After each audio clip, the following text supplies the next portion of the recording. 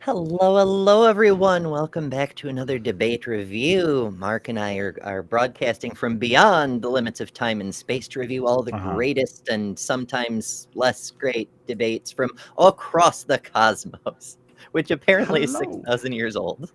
Yeah, apparently. Yeah. I've been surprised by this debate, actually. It's been quite good to find arguments on why the universe is not 6,000 years old, just because of the backwards sort of way that they work. It's been fantastic. It is pretty fun. Hugh Ross, of course, being an old earther but still Mm-hmm. an evolution denier. Yeah. It's interesting. And Terry, of course, Terry Mortensen from Answers in Genesis is a silly biscuit. He's just a silly Mm-hmm. little guy, but at least he's ideologically consistent insofar as he says the Bible doesn't actually say, but his interpretation of the Bible says Yeah. the universe is 6,000 years old, so everything must comport with that presupposition somehow. Yeah. Um, so it's funny though when they sort of say when he in particular, when Mortensen in particular sort of says, um, well, it can't be 6,000 years old, and this can't be true because it disagrees with the Bible, kind of thing. You're like, oh, yeah, yeah. You've got it. Yes. It's just you've got it the opposite way round. Like the Bible can't be accurately describing that because we know that. And it's kind of weird. Ross's thing was weird because he's sort of like, this isn't a science debate. It's a Bible debate, and then goes on to all the science and like points out why, you can't interpret the Bible like this because the science sort of shows us this is true. So you've got to interpret it this way because you know, it's really wild to see their different sort of interpretations of it. And Ross is working from, well, you can't interpret it as 6,000 years because that would disagree with everything that we know about reality. And the other guy says, well, you can't trust reality because it would disagree with the Bible. Like those are basically the two approaches that they're using. And it's kind of like, why are you ascribing such like prominence to this book in the first place? Like, Right. so it's The answer actually is right there, folks. right. Like, why not just pay attention to reality and go, yeah, the ancient Jewish people probably didn't know about the speed of light. Probably. Just guessing, like, just saying. It's a distinct possibility, but details. Now, I should Or I should clarify say, for anyone yeah. joining us, if you missed it in the title or on the thumbnail, this is a part 2. Part 1 was over on Mark's channel. We alternate Yay. every other show, so make sure you're subscribed to both channels. Both, Hmm. subscribe here, plus also Mark's channel is linked in the description. Um, the first part of the debate was Terry's opening and most of Hugh's. We're just about done with Hughes, I think, but I backed this up a little bit because we caught a mid sentence last time because we were trying to go for halfway. Yeah.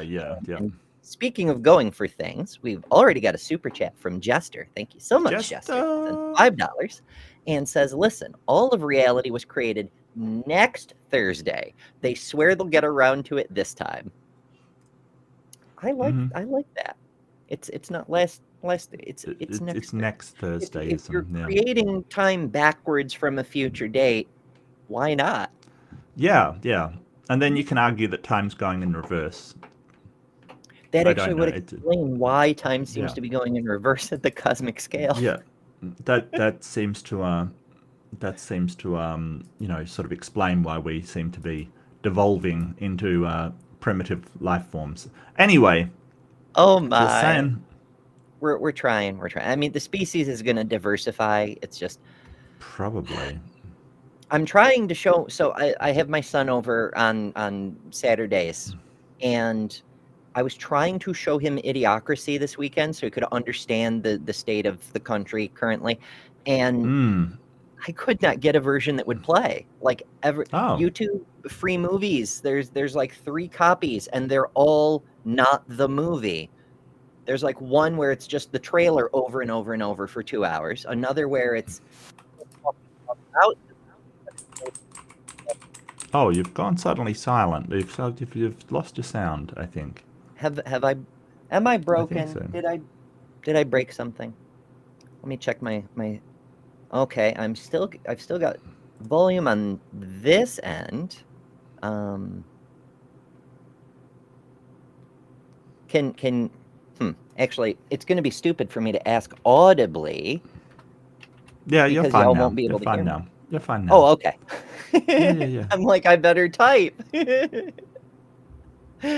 Oh, I love adventures in the technology. actress in it. I think it's Maya Rudolph. She's really good. She's awesome in everything she's in. I really do like her. Yeah, Maya Rudolph. Hell yeah.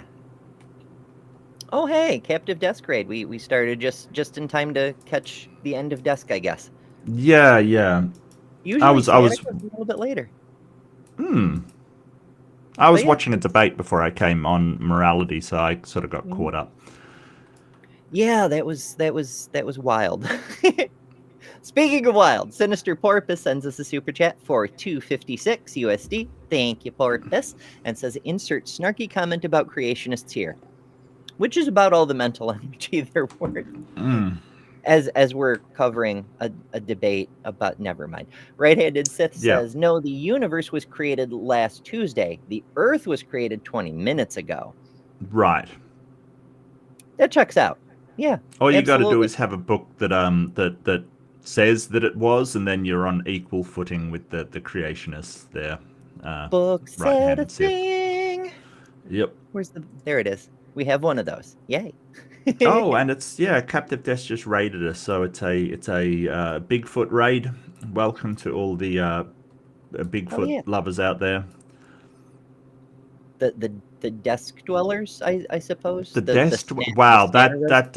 that doesn't sound good. To be honest with you, that does not sound. Look, I remember. I can't remember which show it was, but I think it was IT Crowd, because like when you're doing IT in a company, right? You've got to like when you're doing networking, you've got to get to the cabling and stuff, which is all like tucked away in its various holders, and on rails and stuff behind the computer. So you've got to like occasionally go to people, look, I need to get under your desk for a second. And in that Oh there my. was well, yeah, like because you got to get to the network cables. Like if it's not connecting and it seems like a physical problem, like first thing is to check the cabling kind of thing. So sometimes you got to go, excuse me, I got to get under your desk for a little bit kind of thing. Mhm. But in this there was this one scene where he went in to check the cabling because someone wasn't at the desk, and then a girl pulled up and then moved her crowd in, and he's like, calling for help because for some reason he couldn't go, hey, I'm under here, like because nerds or whatever. And so like the other guy who was played by Richard Owadi, who was fantastic, he said, you know, you got to get out of there. They're going to think you're a desk bunny. And he's like, what's a desk bunny? Like, apparently it's somebody that like crawls under a desk to like look at people's legs and etc. etc. So maybe we should call them desk bunnies. I do like the idea of like the name desk bunny. It sounds so innocent, and it's really It does. not. It's really Yeah. not. IT Crowd. I think IT Crowd. So it's. I've got mixed feelings about it. Some of its jokes didn't age well, kind of thing, but some were really fantastic, and it is the most accurate depiction of working in an IT section ever. Like seriously, it is absolutely like it's incredibly accurate. Just saying.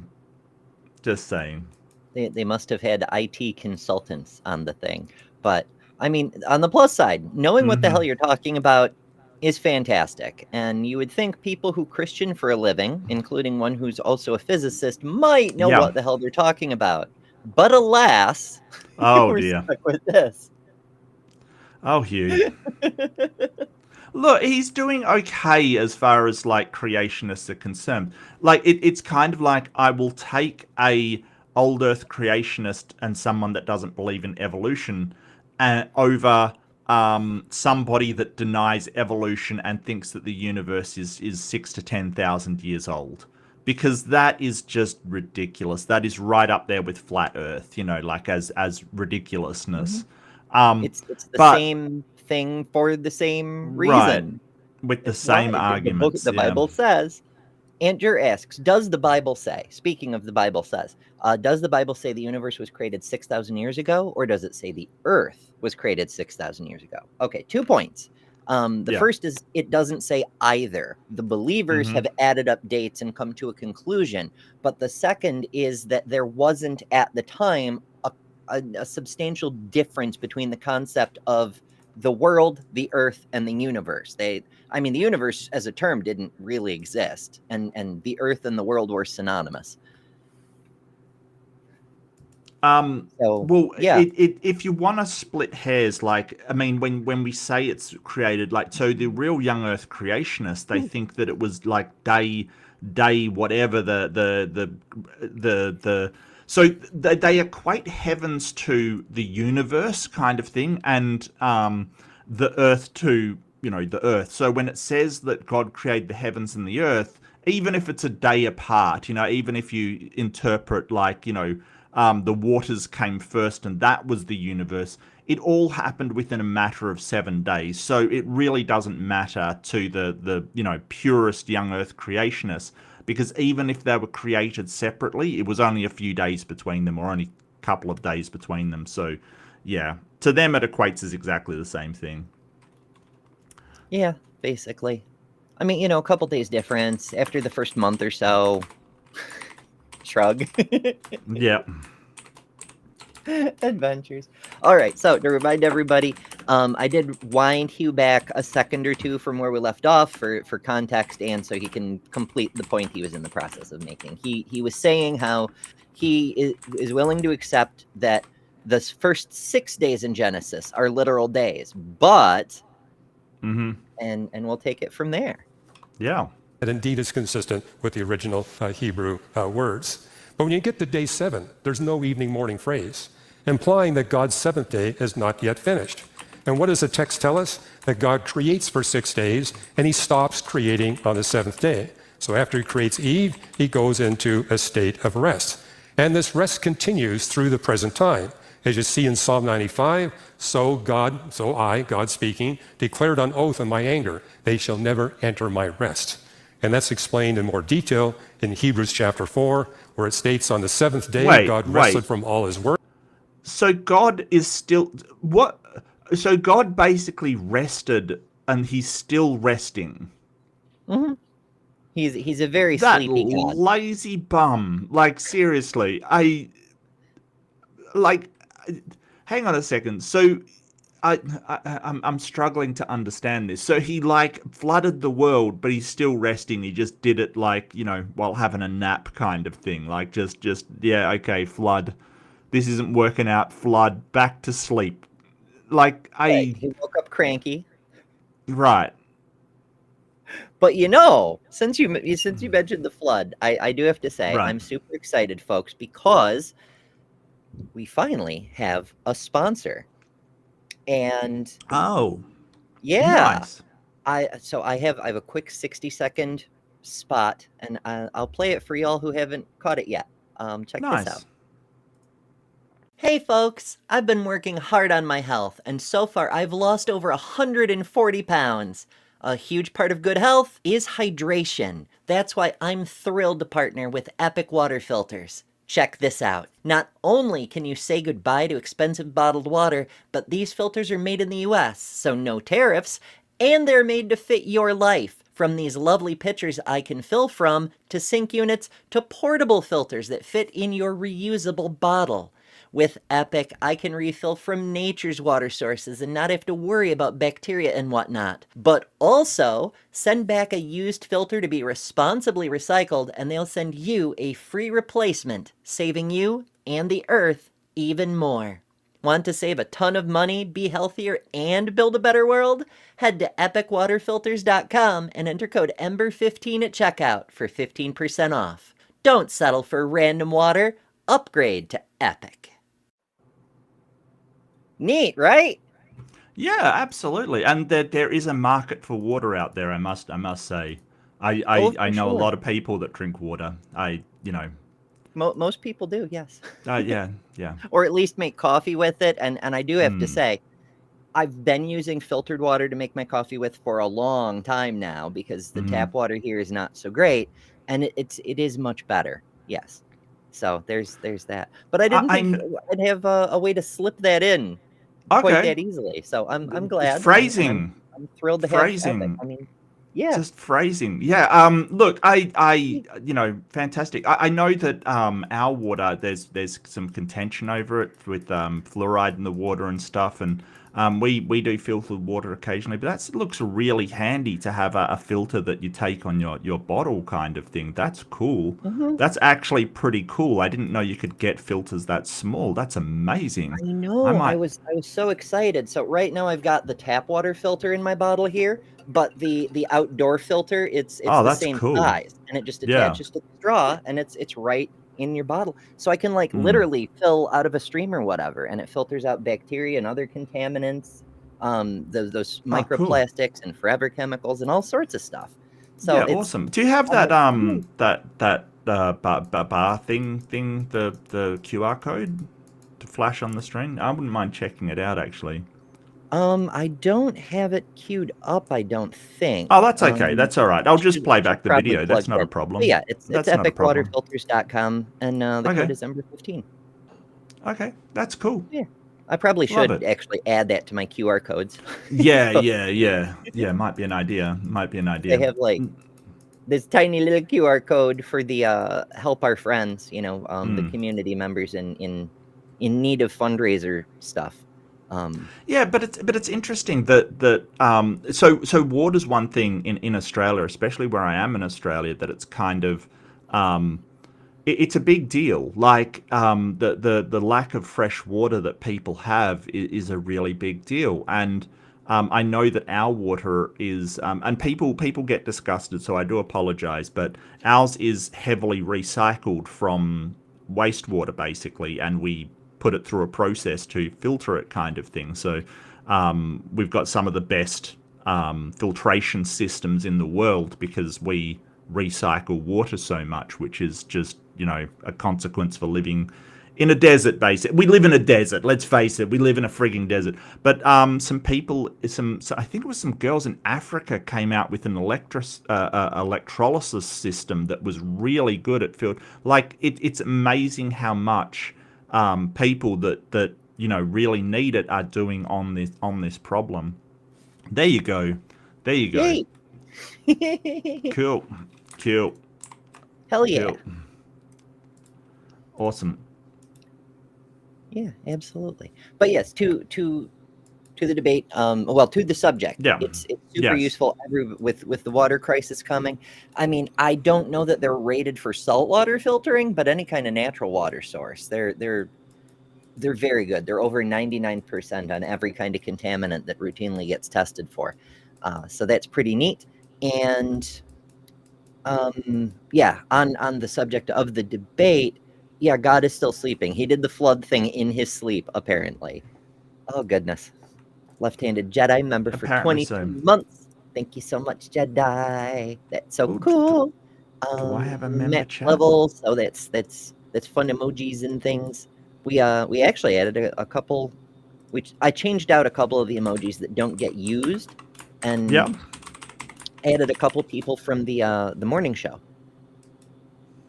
Who are that's new great. folks That's fantastic. on the interwebs. Yeah. It's pretty neat. And then Jedi also gifted 5 memberships. Thank you, Jedi. And those went to Christine and Jake and Tom Braybrook and The Blowing and Jimmy H. So congratulations, folks. Enjoy all the fun custom emojis and member streams. Winners. Next week and a bunch of other stuff. There's all kinds of member exclusive stuff. It's cool. And Mark, member for 28 months. Thank you. Jesus, that's 3 stream babies and change. Oh, 3 stream babies and change. Okay. Yes. We're gestating a 4th. Absolutely. Oh, goodness. And Mark says, "Boom, bitches." I had to get around the I'm filter pretty as sure. well. Like, it's just, it wouldn't let me say bitches. It's like, what the hell? Come on, come So on, YouTube. weird how I know. it gets like that. Look, what if I was on a dog breeding channel? I mean, I would be, completely accurate. I'm not, obviously. I mean, unless we're doing something on the side in this show that I'm completely unaware of. But if I was, YouTube would heavily restrict my ability to accurately and scientifically refer to a genetically female dog. Just saying, It's true. okay. And it does come up in our evolution debates sometimes. We show It the pictures does, of the doesn't dogs it? 100 Yeah. years ago, and we're like, look, behold. Just behold. But yeah, that's weird. Yeah, and then the I creationist don't like, know. you didn't know those bitches had children. It's like, okay, sure. They don't say that. I'm just making fun because they never say anything like that. I don't actually know. I've never watched a dog Right. show. I've Right. only watched Well, the parodies of dog shows. Okay. No, I don't think I have. Although, I think I've watched sheep herding trials, like the competition. Like, I think I caught this once, a competition of people trying to get sheep into a thing, kind of thing, and it was actually incredible how, like, the person's just whistling and crap, but the dog is really amazing. Like, dogs are amazing, and I think that most of them were border collies because they are stupid intelligent. Like, I know that's an oxymoron, but they are so smart, it's ridiculous. Oh my god, that's oh my goodness. Yeah, there's sheep herding competitions. I know this is a thing because I saw one once. Oh my. All right. Okay, we've got a couple of things. First, Sapphire Light, member chat, 2 months. Thank you, Sapphire, and says AIG is a bag of. Oops, sorry, wrong channel. That's a Dapper reference for anybody who isn't aware. Dapper Dinosaur.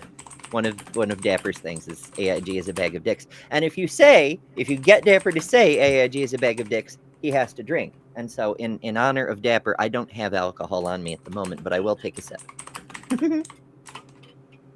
Tip my hat to the most debonair dino about.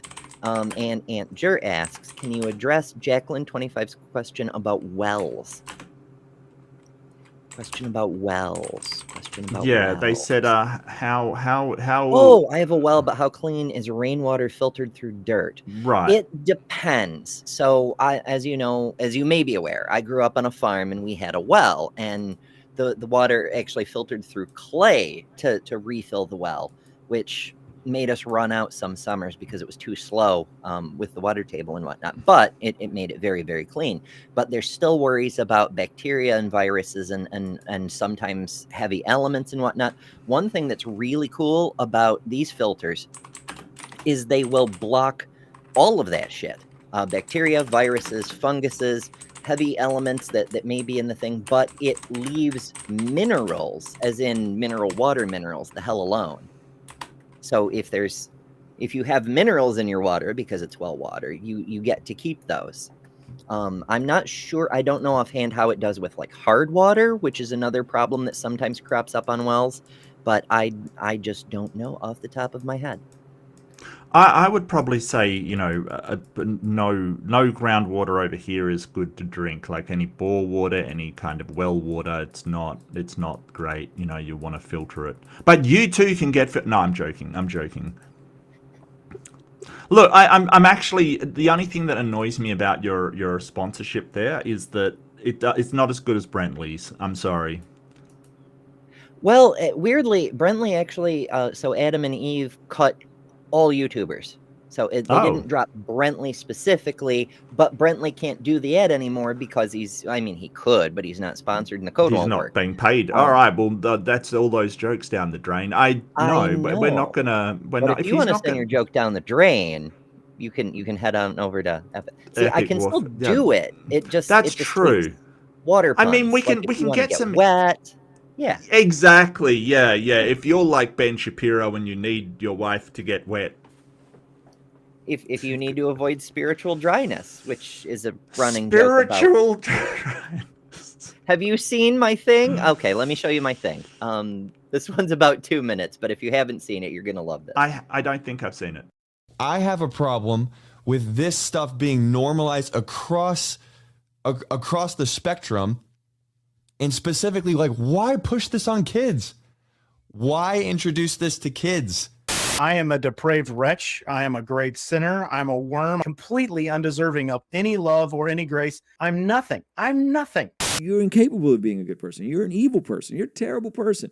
At the core fabric of who you are. That's why we need laws. We need laws because we're bad people. All of us are bad people. You can't spell Pride Month without demon. PRIDEMONTH. If we don't know who the women are, because they are just people, then we won't be able to pull the women up to equality with men. We have to try to limit the harm. And that means reducing or keeping down the number of people who transition. And that's for two reasons. One of them is that every one of those people is a person who's been damaged. But the second one is every one of those people is basically, a huge problem to a sane world. Transgenderism must be eradicated.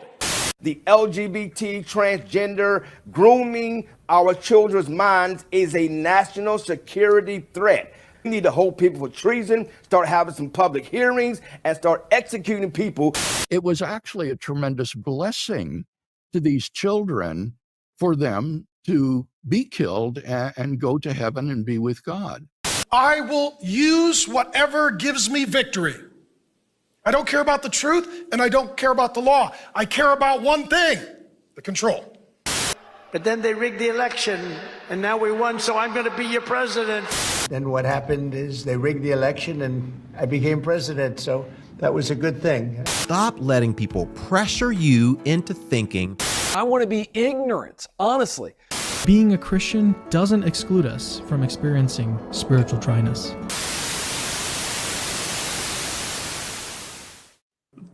Ah, nice. Wow, your thing is getting longer and longer and girthier and girthier. I love it. I love it. It's awesome.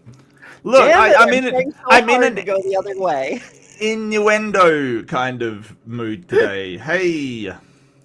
So yeah, avoid spiritual dryness and head over to Epic Water Filters. There you go. Enter code number 15, 15% off. Yeah. So that's how that works. But yeah, that's it's gotten a little darker. It kind of shows the through line of Christianity, therefore everyone's evil, therefore let's take control, therefore we have to murder all the rainbow folks. And now Trump is president, but never mind that. Don't think, just avoid spiritual dryness. So it's interesting with the control thing, because I was saying the other day that I think that sort of one thing I did say when I heard about Project, not when I heard about Project, but when I heard about the Pew stats on the rise of the nuns is what it's called, no religion, basically, that Christianity is falling and it's basically in danger of going below 50% in the United States.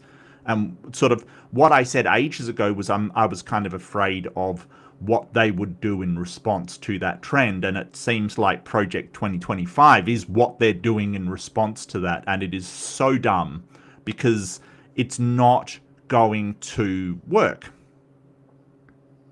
It won't. It's working so far, but I don't know. It's progressing so far. Whether it will work or not, I don't think. So there's a number of people, I think, that have an interest in what is happening at the moment, and the problem that arises is they disagree with one another. Like, for instance, you've got the Stephen Miller guy, and he wants to throw everybody out that isn't a, heterosexual white man, essentially, and just have women subservient. But then you've got the young earth creationists who want to teach all of this stuff in school. I really don't think they're on 100% on the same page. I think that you see the rift starting to form now that they've got hold of some power, they kind of, it's kind of like they're starting to argue. You've got the conspiracy people like Marjorie Taylor Greene, who thinks Jewish space lasers caused the fires in California, who is now arguing with the rest of them over certain conspiracies and things. So you see the cracks forming already, and it's not hard to see where it's going to go. The question is, will the orange horrible man be able to hold it all together enough? Because once he gets power, he won't need all of these different factions anymore. This happens all the time in authoritarian systems. The first people that they get rid of once they've got this control is the supporters that could possibly be a threat to him. So they get rid of all of the other, they get rid of the religious people, they get rid of the conspiracy people, they get rid of everybody that helped them get there if they could possibly be a threat to them in the future. It always follows this track. Yeah, it's laid out in a lot of people argue that 1984 was a warning about government surveillance and this. No. It's a warning about supporting fascism because it's the supporters that they go after the hardest. Yes, everyone suffers. Lots of innocent people die. But it's the people on their side who get policed the most intensely anyway. Yep. Yay. Okay, so Yay. Yay. And now you know when we cover silly creationist debates. Yeah, because wow, that's just too depressing. That's too depressing. So I know I'm in Australia, right? I'm not in America, so I know that I'm probably going outside my lane. So please do forgive me. This is just this is my opinion from the outside. But there was a bit of news that I turned to Lynn and said, like, do you want to be really scared and upset? Like, I could tell you this piece of news if you could, but it is frightening. And she just went, no, I don't want to know. And it's like, no, that's fair. That's fair. Yeah, it's pretty rough. I'm torn between my sense of civic duty and journalistic integrity to try and stay on top of at least the most important things. Yeah. Mental health, which is not in great shape. You've cut out for me a little bit again. YouTube are being rude. Oh, there you go. You're back. Maybe it's, I don't know. It could be Spectrum. I understand there have been random outages today. Jovan Bradley lost a stream in the middle of broadcasting. What Spectrum? Is that like a provider? It's one of the providers. Okay. They're one of the pseudo monopolies. Like they have. Oh, got you. It's not a monopoly, but they have monopolies over huge areas where there's no alternative services. Yep. Fair enough. Yay, capitalism. Anyone who enters God's rest also rests from his own work, just as God did from his. Let us therefore make every effort to enter that rest. Let's live. So what he's talking about here is heaven, is paradise, right? God's rest is your eternal rest, your final rest. So Hugh may or may not be trying to make the case, but he is effectively arguing God is dead, which is, it's a take, it's a perspective. Our lives in such a way that we can enter into God's seventh day. And it's a period of time when God ceases from his work of creation. And when I read that in the Bible, it answered for me the fossil record enigma that had bothered me since I was 11 years of age. What happened at age 11, my parents bought me this big, thick book on evolutionary biology. I was the only one in the family that read it, but I remember telling him, it doesn't work. The numbers don't add up. And this is the problem.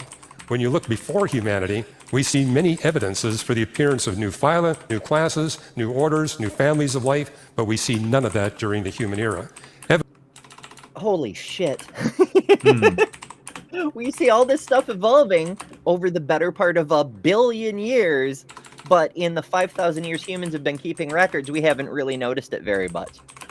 Do you imagine, Hugh, why that might possibly be? Yeah. Holy shit. Reggie became a member. Thank you so much, Reg. It's good to see you. and do enjoy all the fun custom emojis, as you know, voted on by the members. And maybe eventually we'll get to a point where, words are hard. I'm about to speak in tongues again. The slots open up based on numbers of members. As we get more members, eventually new slots will open, and then members will get to vote on the new ones for those. So yeah.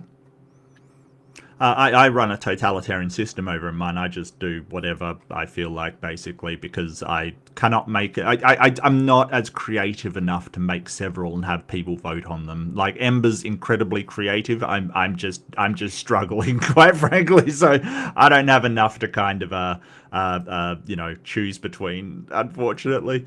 I just want to address something by misinterpretations, and welcome. It's great to see you here. So it used to annoy me as well. Evidences, yes. Creationists use that word wrong all the time. So it's like fish, and the plural is fish, but you can use fishes. And what it is a plural of groups, right? Like, so you have evidence. And you have like a lot of it is evidence, but if you have groups of evidence, that's evidences. So that's how you use that word. Creationists use it wrong all the time. It's like that fish is like, one fish is fish. Plural, like so several are fish, but several groups is fishes. And that's the way it works. It's like a plural of groups of many.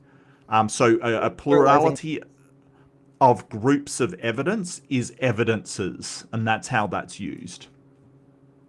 But yeah, you're right. You used it wrong. If you want to do it right. Yeah, if you want to do it right. Creationists not known for really caring about things.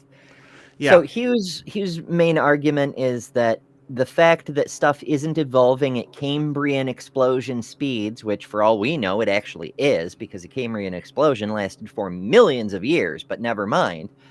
Since that's not happening right now, that means God is nap time. Yeah.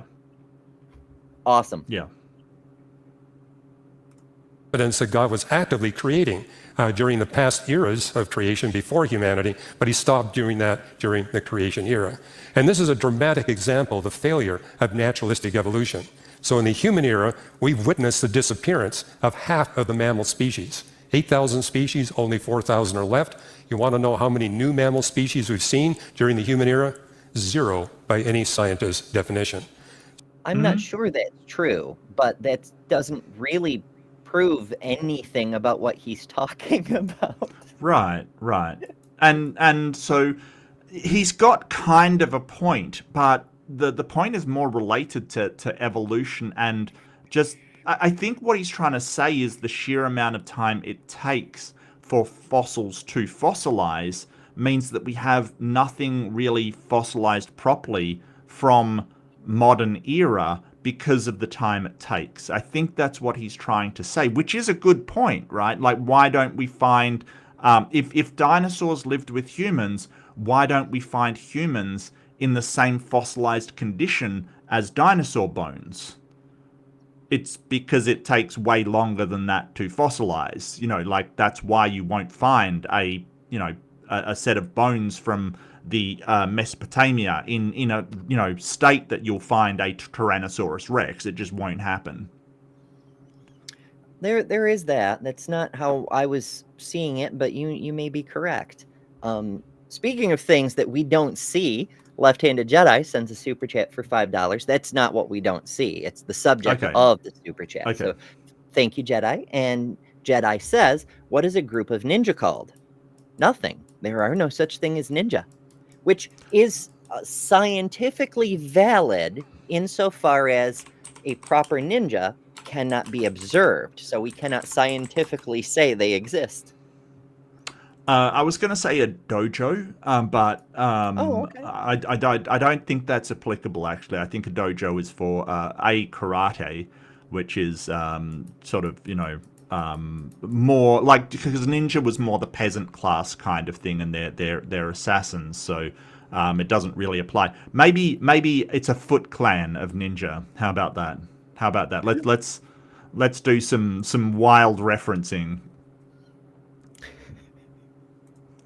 Ninjas were hunted to extinction in the 18th. Oh dear. Yeah. So it not only demonstrates that God's rest is continuing, but also demonstrates the failure of naturalistic evolution. Now, if creation day 7 is a long time period, Stuff is extinct, therefore evolution is false. Yeah. Mhm. Obviously. Yeah. Thanks, Hugh. It just follows. Yeah. then the Genesis 1 grammatical structure requires that the first 6 creation days also be long time periods. Now, we run into the same argument when we look at creation day 6, where we see That doesn't follow either. So he's saying Yeah. Genesis 1 through 6, not literal days, but defined periods of time based on that morning, noon, night, whatever. Mm-hmm. Since day 7 hasn't ended yet, and it's been, a billion years or hundreds of millions of years at the very least, therefore, day 1 through 6 were also hundreds of millions of years at least. Right. But there's a couple of major problems there. A big one being you still have plants before the sun Right. Yes, that's definitely a problem. for hundreds of millions of years. Mm-hmm. Wowzers. Does he give any indication of how the plants survived for that amount of time without the sun? He may get to it, but I'm skeptical. We'll see.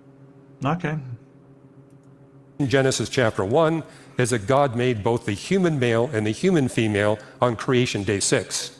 But then we go So if day 7 has lasted for hundreds of millions of years, and humans are from day 6, that means humans have been around for hundreds of millions of years. Well, Huge. don't forget, according to him, death didn't exist, so presumably they would have been immortal and surviving. You know, if somebody shoved me in a garden with just fruit to eat, that sounds like the most boring existence ever, quite frankly. Like, seriously. I'm I don't sorry, know. it just I does. mean, I could have a good time in a garden where there's like no death or illness or I mean, Yeah, would you be that's like true. immune to broken bones? Would you never trip, fall down, and twist an ankle? Presumably not. Presumably what are not, the because there parameters wasn't. here? I don't know. But I mean, maybe. But I don't know, like having humans that are hundreds of millions of years old and then suddenly they're mortal and able to reproduce. Like, you'd think that would have made the cut into the story. That'd be kind of a rather bigger change than you're evicted, you have to go live somewhere else now, you know? Well, it does say in the fall that the fall is why women experience pain in childbirth. Were they having children before that, or were they just chilling out for hundreds of thousands of years? It doesn't actually say. Right. It seems unlikely, based on what is in the text, that there were any children before they were kicked out of Eden, because it's not. It's phrased like Adam, Eve, and these are the only humans, and you're being kicked out. Right. But it's not impossible that Cain and Abel were already alive at that time and just didn't get mentioned. Right. to the creation account that we see in Genesis chapter 2, and we notice concerning Adam, God didn't create him in the Garden of Eden. He created him outside the Garden of Eden. So Adam, unlike Eve, got to see what life was like outside the Garden of Eden compared to what life was like inside the Garden of Eden. Then God puts him in the Garden of Eden, and the text tells us that he was there long enough to see the trees grow. And then God says, I want you to tend the garden. And like most men, I think he realized after a period of time, there's got to be more to life than gardening. Well, that's the Genesis 2 version. The Genesis 1 version, which is what Terry holds to, tells a slightly different story, doesn't it? And then God had him name all the soulish animals. These are the animals mentioned on creation day 5 and 6 that God endowed with mind, will, and emotions, animals that are capable of forming a relationship with him. And so we see Adam relating to all these animals and giving them appropriate names. And after he'd done that, what do we see? Okay, Kip says born Cain outside is born outside the garden. So apparently there is a solid answer on that. Okay. Damn it, Cain. Yeah, I was just reading through and trying to find that. So thanks, Kip. Yee. Yeah, no, that was after he sent the man out, and then Adam made love to his wife Eve, and she became pregnant and gave birth to Cain. She said, "With the help of the Lord, I have brought forth a man." Later, she gave birth to He his was brother born Abel. a man. Holy shit. Well, I don't think that's the direct translation. I think they're just like, talking about a human. Yeah, I mean, it's a translation of a translation of a translation of an oral they did all the way back. It just, but it's still funny, to me anyway. God observing, he observes that Adam is alone. And most men, it takes a significant period of time before they begin to experience loneliness, more than a few hours. Then God has him go through surgery. He recovers from his anesthesia. He gets to see a new creature. What anesthesia? What? This sounds revisionist. Undergoes surgery with anesthesia. Why does God need anesthesia? Anyway, okay, all right, that's just weird. Maybe I've got this wrong. Maybe I'm confusing my Genesis 1 and Genesis 2. But isn't Genesis 2 the one where Adam and Eve are created at the same time? And Genesis 1 is where Adam's made first, and God goes, it's actually not good for the human to be alone. I should make a partner, Yes, that's definitely Genesis 1, where he says he's lonely. I think, oh God, I'm scared that Kip's going to correct me in the chat, but that's okay. That's all right. Go for it, Kip. I'm cool with that. But I thought Genesis 1 was the one where he said, "Oh, humans are going to be lonely, and that we can't have that because reasons." Yeah. All these other creatures come in pairs, but the human is alone. And weirdly, even though I made all of them, I'm surprised that none of them are genetically compatible with the human.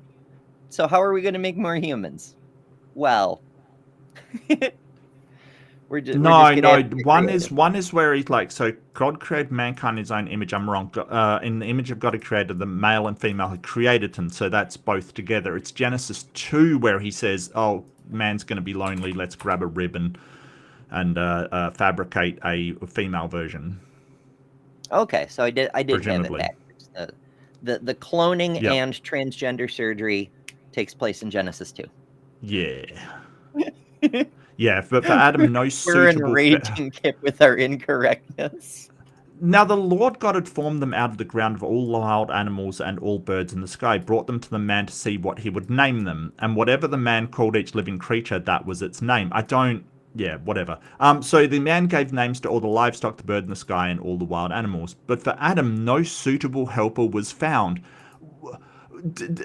I just was he trying them on for size? I don't know what's happening here. Like, he had to test them for science. Adam, do you think this porcupine would be suitable for a help? No, too spiky. Okay. He may have been into it. You never know. Look, I wouldn't judge. It's just, it just seems weird that God's going, do you think this cucumber over... All right, this is going to get way too bad. This is going to go... but like, hey, here's a camel. Could that be a helper? No? Okay, that's fine. It's just a bit weird, right? Like that God's like, oh, obviously he'll need another human. Instead, no suitable helper was found. It's also fascinating to me that every other thing in all of creation, God just goes and makes it. But Eve needs a major surgery and a reconstruction and just all the things. Okay. You know what? I saw a I was talking to some. I gotta upload it, but I was talking to some theists on this channel, that Teach Yahweh channel, and they sort of said, "Oh, well, wouldn't it make sense that everything has the same DNA because it was all taken from the Earth?" And I'm like, yeah, I don't. It's very strange. Like the Earth famously doesn't have DNA. Just famously. I don't know. I mean, it's a tangent upon a tangent, but it seems like the people on that channel are not just aggressively stupid, but intentionally wrong about things. Like there's things they do know better, and they go out of their way to be wrong in order to foster engagement through outrage or something. Yeah, but that's motivated reasoning. Though I think it's motivated reasoning rather than, you know, sort of trying to game the system or whatever. Maybe, I don't know. I'm very skeptical because like the rhetoric is so freaking 101, you know, and different time. That's a long talk and has nothing to do with anything. And Jer says, is Mark thirsty? Does he need to splash some cold filtered water on his face? I do have some water here, so if I had a filter, it'd be even better. You do know that.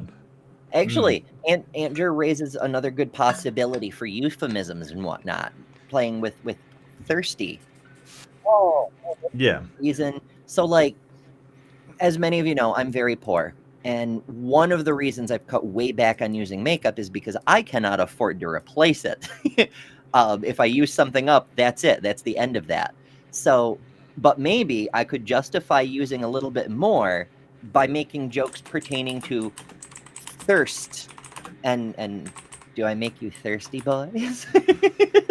Feeling thirsty? Something. It's a possibility. I don't know.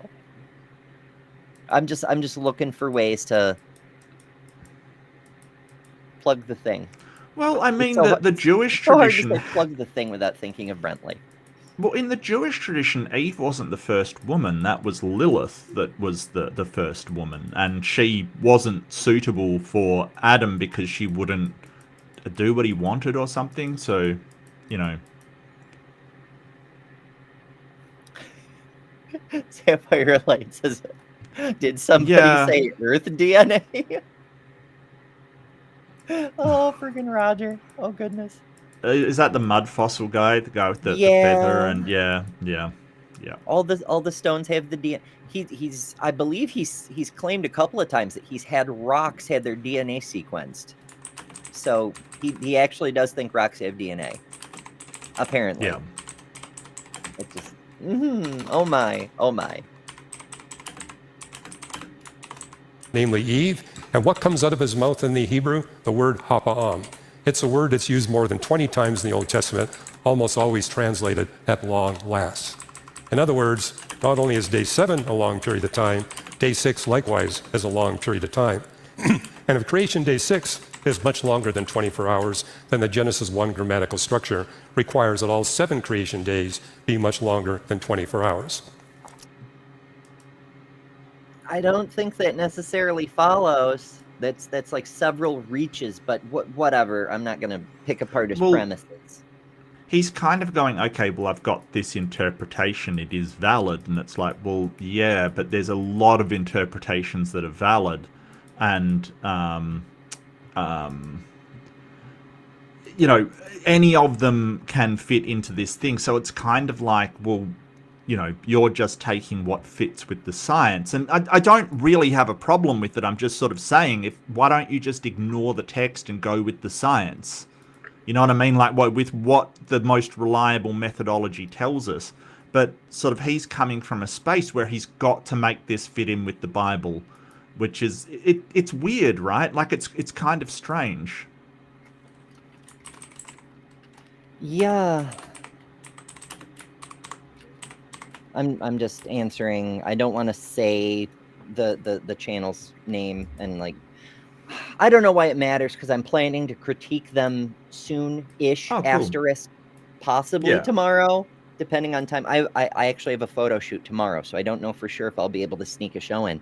But I do have them on my agenda because they did a thing recently where they were like, why won't any trans people come on and talk to us? It just proves that we're right because they're scared to engage, and then proceeds to spend hours talking all the bad faith bullshit. Like, is it a wonder no one wants to talk to you? Like, well, that and the fact that all you've got to do is like slightly disagree with them and they time you out in the chat. That might also be a factor as well. Like, it was very, I think that, I mean, I got timed out the first couple of times I was there just for sort of saying, you know, I don't believe in God, and that was enough to get me timed out, kind of thing. So, you know. Yeah, it's very, it's. I've seen echo chambers before.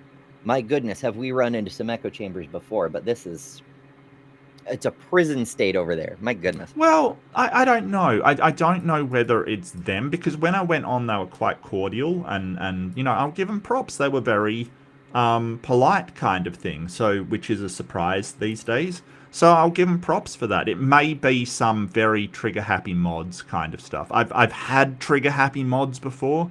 I've had mods that I've had to deal with. So, you know, my team at the moment is fantastic. Big shout out to all the mods. Archer, I see you. Titan runs a fantastic ship.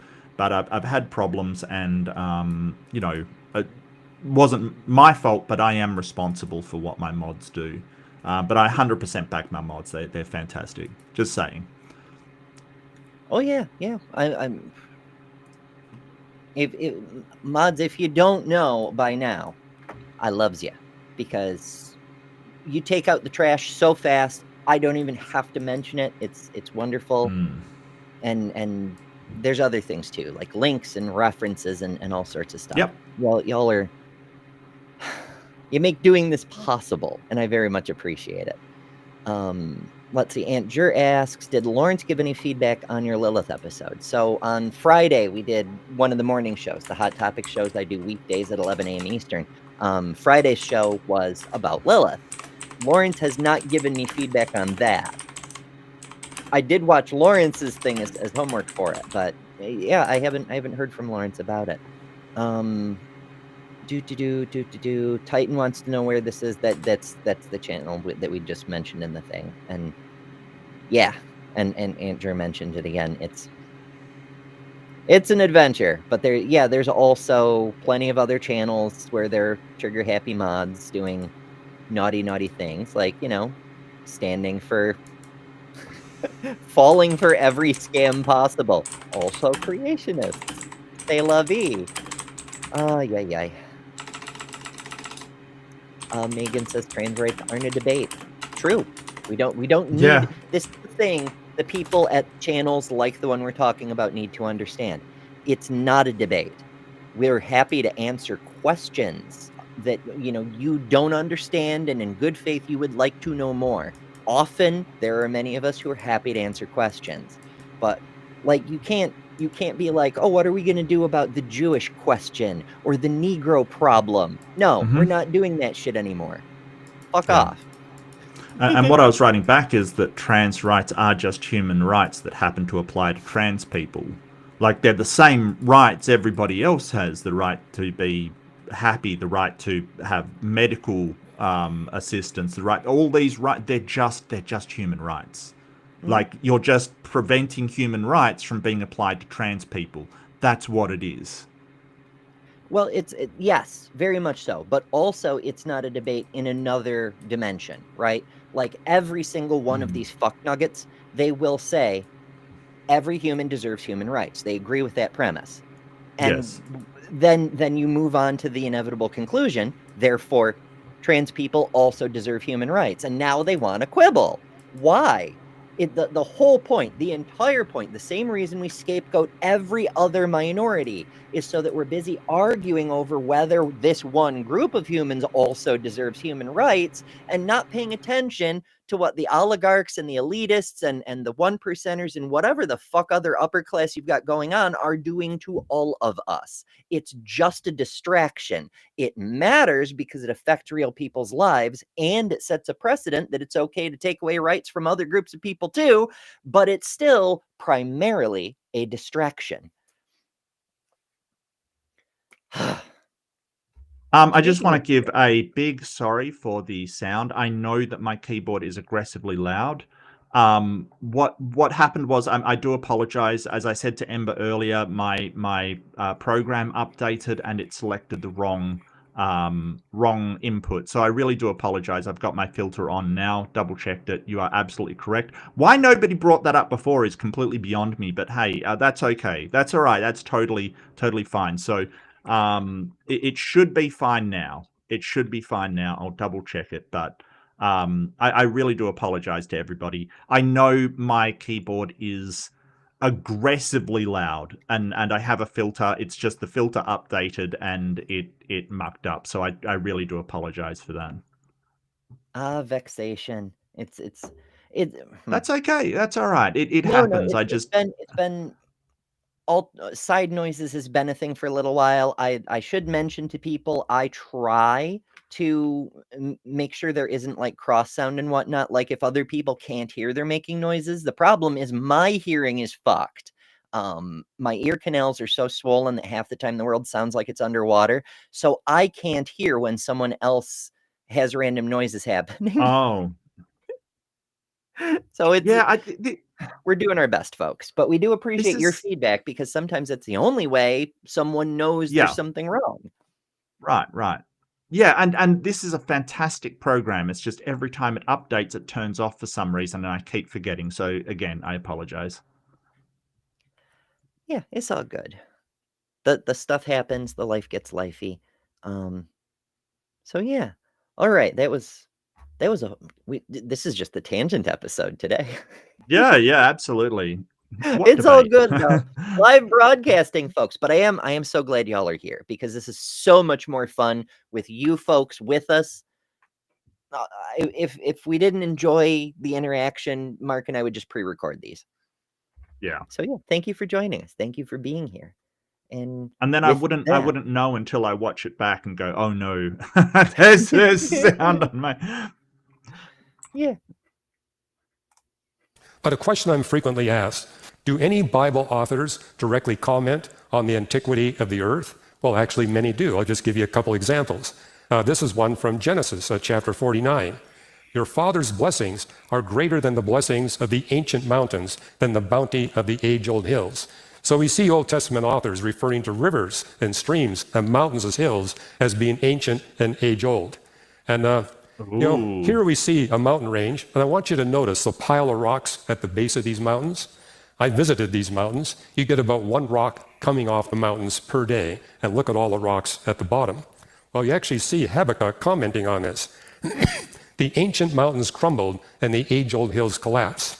And so you can imagine, here's David in the wilderness of Judea. And I've been in that wilderness, and there again, you see these huge talus fields of rocks at the bottom. And there you get a rock coming down about once every week. And therefore, that explains the comments of these Old Testament authors that this is evidence that indeed these hills and mountains are quite old. That's a very good argument. If one assumes the Bible account is accurate, and which they are, so in Yes. this instance, Yeah. that is not bad. Okay, I don't know. Maybe it's my worldview, but I get hung up on what the people say. But why do I believe what the people say? You know. Mm. But still, well, I mean, to sort of point out the Bible says, hey, that this is ancient. And, it's very weird to me that people would go, oh, 6,000 years is ancient. Yeah, to us, but it's just a little weird. That's all. It's a bit weird. It makes me think of Star Trek: The Next Generation when they referred to the 19th century in the western part of the U.S. as the Ancient West. Oh, okay. Yeah, gotcha. That's Yeah. hilarious. Yeah. Now, there's been a debate amongst young earth creationists and old earth creationists. What about the early church fathers? What about the fathers writing during the medieval period? Well, what you notice is they also have a debate about the age of the earth, but it's a friendly debate. And it's a debate where none of them take an unambiguous stand on the age of the earth. And so you notice old earth creationists interpret it one way, young earth creationists interpret what they say another way. Augustine is probably the most famous example of that. But the truth is, none of them take a definitive stance. Their writing can be interpreted a variety of ways. Well, I don't know. Ken Ham kind of is definitive about it. So are the other. Well, no, he's sort of lesser saying the Ken Hammers. early church fathers like Augustine and Oh, probably, okay. I you must know, have so lost that part.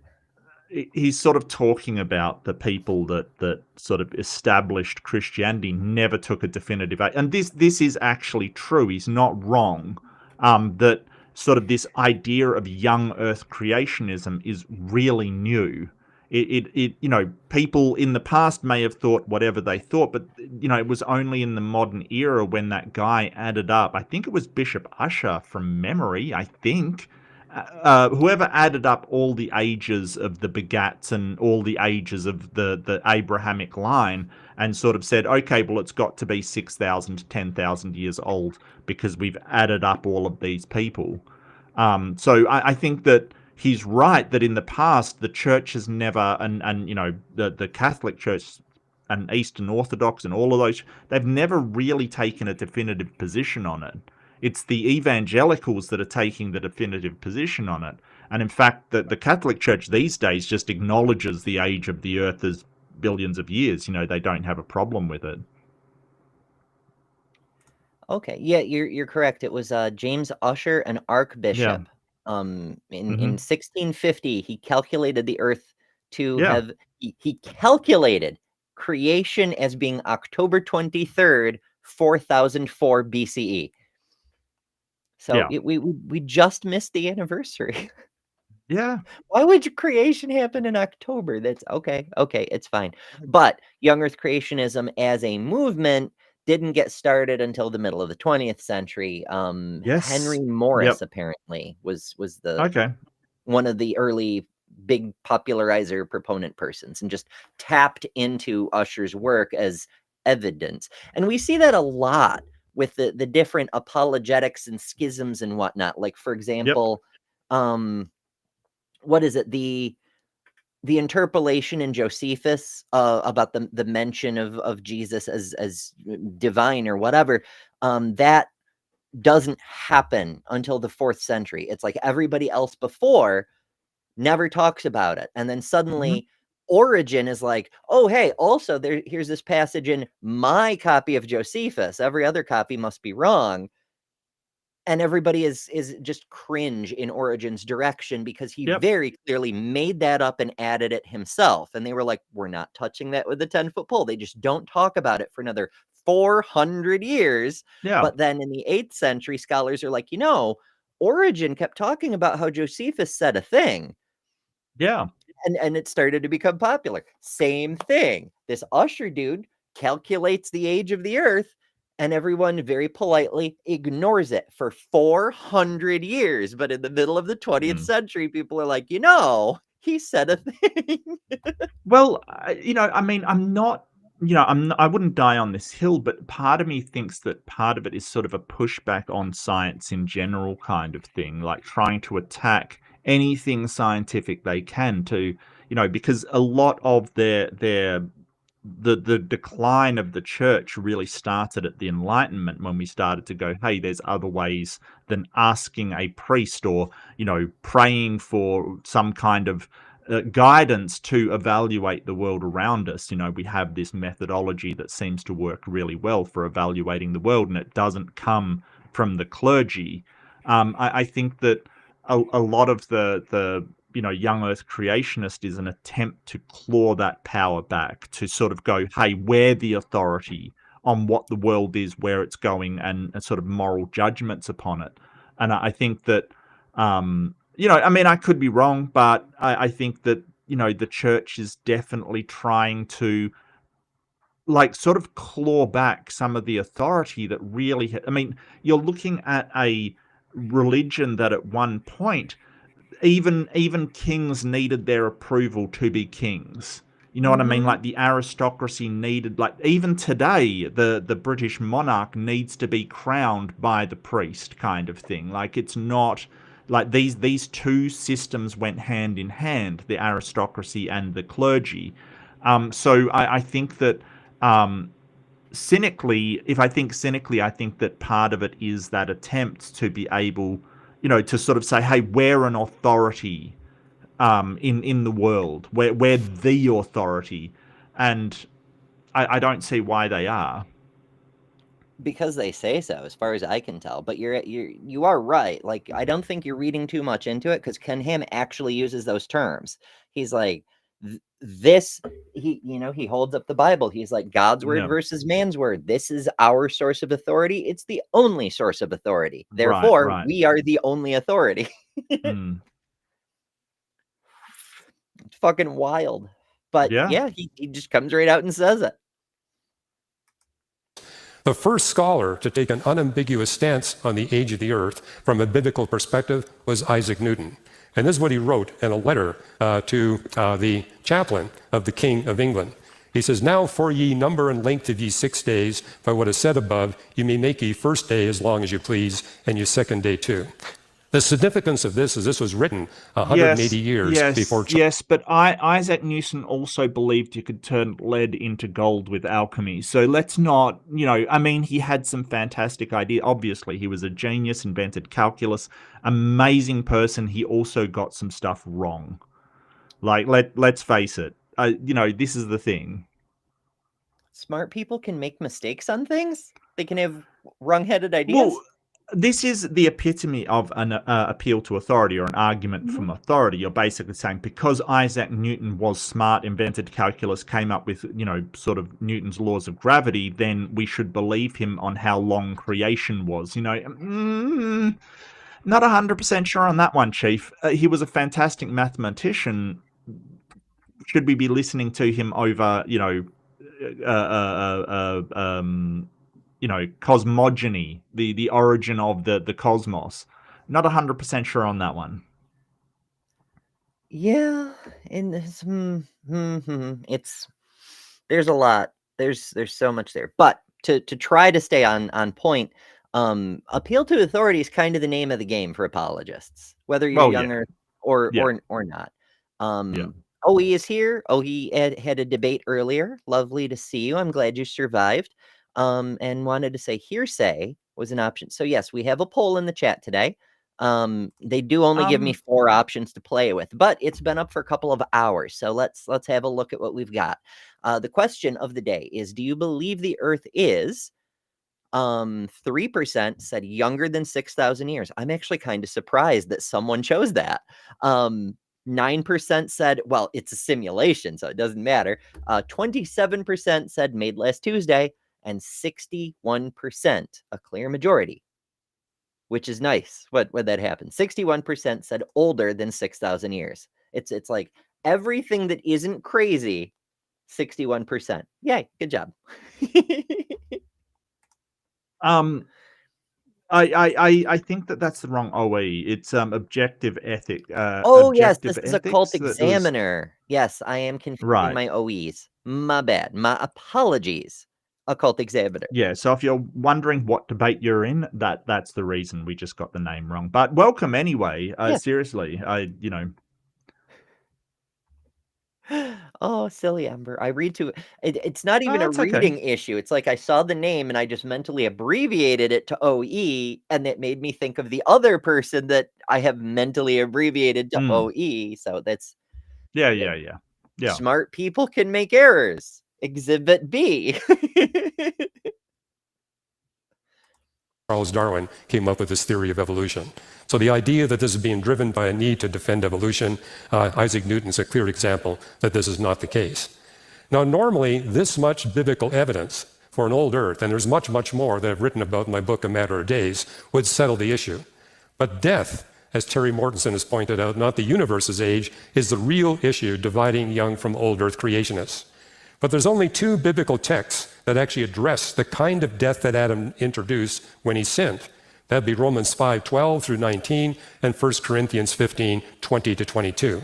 But both. So this isn't Old Testament. So the Jews would not agree about any of this because they're not drawing from Paul's letters. But also, this isn't even the gospel. This is Paul's fan fiction, and possibly even fictional Paul. But I don't know which book. I should have a post-it note of which of Paul's books are fictional. I know Ephesians is under question. I know that Ephesians is one of them that's under question. But this is Romans and what was the other one he said? Corinthians. Corinthians, yeah. Which I don't. I think that they're considered to be. I think both Romans and Corinthians are considered to be, real Paul's writings kind of thing. It's a pity we don't have some sort of biblical scholar that could tell us. So only 2 biblical. Okay, Romans and 1 Corinthians. Okay, yeah. Because yeah, it's the whole concept of Adam introducing sin. That's very fan fiction. It's retcon flavored, right? Because if you want to do like Terry does and take Genesis literally, it's Yahweh that introduces sin, not just because he creates everything, including sin and the mechanism for sinning, but he tells a lie, and he's the one who made lying a sin. So, oops. Whoops. And 1 Corinthians 15, 20 to 22. But both of these texts attribute human death, not the death of plants and animals, to Adam's sin. Romans 5:12. Okay. Sin through the... What's that? So are we saying that animals and plants don't die, or did they die before humans sinned? That is an interesting question and could pose a schism within the creation-y flavors. Like, maybe humans being made in God's image, you could make a biblical case that they're immortal, but all the other critters aren't. Because why would they be? They're not made in God's image. Doesn't it say in Genesis that there was no death kind of thing? I don't know.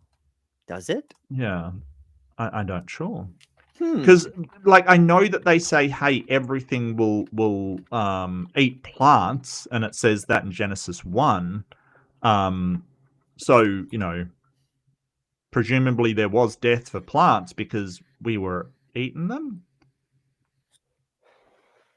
Because, like, I've heard the argument that Ken Ham and others make is, you know, God's warning: if you eat this, you shall die. But that doesn't mean there wasn't death. In fact, the warning would make no sense if there wasn't death before then. It'd be like me saying, Mark, if you click on your keyboard, you will surely schmurgle. Like, what the fuck is a schmurgle if it doesn't exist, you know? Yeah. It's so I don't know that it does say that there was no death. It's just assumed in a very illogical way. Yeah. I don't know. I'm not finding just a quick Google, but I'm not finding any references to it specifically saying that. So I'm going to go with that's an interpretation that people have made. Okay. For tentatively, pending correction. Sin entered the world through one man, and death through sin, and in this way death came to all people because all sinned. Notice that Paul gives... Well, that doesn't follow. I mean, I realize that he was just invoking a biblical passage as an argument instead of making an argument. Right. But as a standalone argument, this does not follow. One person sinning does not mean all people have sinned. You could make a case all people have sinned, but not from this. Two careful qualifications. It's a kind of death you get from sin. Well, the only species that can sin here on earth are us human beings. And he says death came to all people. He does not say death came to all life. He makes the same qualifications in 1 Corinthians 15. So here's my conclusion. Only if the Genesis creation days are long time periods can one hold that all 27 of the Bible's chapter-length creation texts are literal and consistent. In other words, biblical inerrancy is defensible only from an old earth perspective. You can't defend it from a young earth perspective. I've written about that in 400 pages in my book, A Matter of Days, a second Buy my DVDs. Buy my DVDs. edition. But my most recent book, Rescuing Inerrancy, I condense... Oh, another book! My goodness. Another book. Wow. We got wow, he's dropping... If only we knew someone who had written some books. Yeah. Alas, I can't think of anybody. I can't think of anybody. It's into just a dozen pages. It's chapter 14. It's a book that we're making available on the table out there. You can go there and check it out for yourself, get a brief summary of why biblical inerrancy can only be defended. He literally calls it rescuing. Now, that's funny to me because those of you who've hung out the creationists, hung out in creationist adjacent spaces in recent years, might know that one of their favorite phrases is to call every scientific discovery a rescue device. As if well, that's really just Donnie and crew. So that's just the Donnie and Raw Matt and all of those guys. It's like his favorite word, as well as agnostic for some reason. Yes. Well, we all agree that DNA exists, so that evidence is agnostic. Yeah. I don't Yeah. think you could convince the evidence of anything. It's just evidence. Yeah. Details. Yeah. Like it's this weird thing also that he's not wrong. Like if you want to take, like, nobody is a complete literalist when it comes to the Bible, right? Like they can't be, because, like, for instance, it talks about the four corners of the earth. Like it doesn't, you've got to take some kind of metaphorical thing. It just depends on where you put your metaphorical versus literal slider to say, hey, this is all literal, this is all metaphorical. But you cannot just take the entire thing as it is literally word for word written. So so he's got a point here, right? Like he's got a point that, hey, like if you try to do a literal reading, you have problems. Yes, absolutely. So sort of it is a stronger position for the old earth creationists saying, hey, these things are metaphorical, because they acknowledge that metaphorical things are in the Bible, while the biblical literalist does not, which is wild, I think I broke my black hole. So let's go back into space. Mm-hmm. It was frozen for a bit there. I'm like, oh no. It's the passage about a third of the stars falling from heaven onto the earth. Right. Obviously, like they do take things metaphorically. They have to, because literal just doesn't make any damn sense. It's just, where do you put the line? Well, I'll give you this. If you are taking the Bible 100% literally, then you are literally a sheep, because it refers to the flock and humans as sheep all the time. Obviously, it's metaphorical. It has to be. So it depends on where you're putting that metaphorical slider. And this is the part where it's interpretation, because where you put that, well, that's not literal versus that is literal, just depends on interpretation. It's subjective. Remember that passage where Jesus said all you need is the faith of a mustard seed? Well, mustard seeds aren't capable of having faith, so no faith. No faith is required. Good news! We're all Christians now. How do you know? Have you talked to a mustard seed, Amber? Have you asked the mustard seed if they have faith in the mustard god? I don't know. I have never actually seen a mustard seed up close and personal, just the ground up results of the stuff that we spread on sandwiches. Right.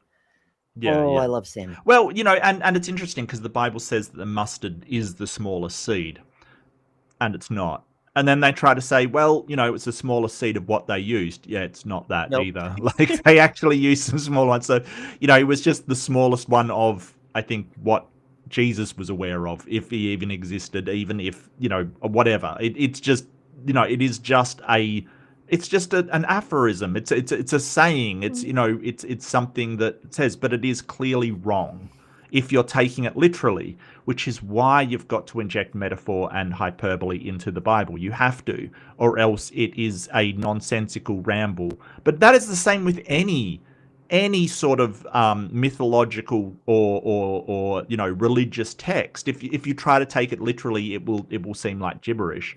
So I think the problem is that the problem isn't the Bible. The problem is people wanting to take it literally, except the parts that they don't. That's the problem. And we're going to have holy wars over which parts get to be the special parts that actually are for real, though. Adventures. From an old Earth perspective. But if you want a longer book, you can get this book, A Matter of Days. I'd also encourage you to watch some videos. Is he rebutting, or is he just pitching his stuff? Mm-hmm. This is a short debate, but we had a lengthy debate with the astronomer at Answers in Genesis, namely Danny Faulkner. John Ankerberg. Okay, so yeah, this was a fun one. So those of you who've been around a very long time, the first time I ran into Hugh Ross was when he appeared on John Ankerberg. It was like, Okay. Shoot. I did 2 standalone videos, and then I did a 3-parter about this dentist who decided that he no longer wanted to be a dentist and wanted to be a creationist grifter. And then I did like 1 or 2 standalone videos, and then I found Hugh Ross appearing on the John Ankerberg show. And it was a series, and it was so much fun. I don't even know if those videos are still available because a lot of my past self stuff I've blocked off for various reasons. Some of it's still available because it's important enough that I left it up, but that's not important. The point is, that's where I met Hugh, and it was wild. It was an adventure. Maybe I'll revisit those. People have been. He seems like a nice guy. Yeah. He seems like a nice guy. You know, like he does. Yeah, a lot of people have been recommending I remake some of my old stuff as my present self. Partly because I've learned so much more, but partly so the stuff is out there in a way that doesn't upset me to see. So there's that. I don't know, maybe. And it was televised on the John Ankerberg show and was actually evaluated by a team of 13 evangelical Christian astronomers. So you can watch that debate. You can get it from the John Ankerberg people, or you can get it from us at Reasons to Believe. There's also this televised debate, the great debate. It's the Hebrew scholar Walt Kaiser and myself with Ken Ham and Jason Lyle. So you can watch them. By the way, whenever we distribute a debate, we always give it to you exactly as it happened. We add nothing, we subtract nothing. You get it exactly the way it happened. Thank you. Unlike the Bible. Yeah. So debate so he's John Ankerberg. Interesting. Look, I don't have a problem with Hugh Ross in this debate. He's basically saying, hey, pay attention to what's happening around us. It shows us sort of what's happening. Yeah, I kind of agree, you know, like I do agree. We should pay attention to the things happening around us. So there's an argument to be made that if God creates the general revelation, I think Christians refer to it as general revelation around us, and we can't trust it by doing science on it, then God's lying to us, essentially. Like, if that is the main killer of the last Thursdayism thing. If God made everything to look like it was created last Thursday, then basically he is lying and being deceptive, which, you know, is antithetical to God's nature. So we have to be able to trust our scientific investigation of the world around us, or else God is being deceptive. Essentially, that's his point. I don't know. I mean, for one thing, as we previously mentioned, God was deceptive right in Genesis. So it's been on the table since the beginning. He also says in other places that he sends lying spirits and puts falsehoods into prophets' mouths. And like, this is a God that supposedly had no problem with murdering the entire planet. Why would he draw the line at lying? You know? Yeah, but he didn't lie about it. I don't know. I don't know. But yeah, at the start, he definitely lied. But, you know, what I'm saying is that if any Christians want to say, hey, I will take the reality around us and investigation into that as the sort of thing that we pay attention to, rather than just read a book which was obviously written for believers in a religion back in ancient Mesopotamia, I think sort of them paying attention to what is happening around them is probably a better idea.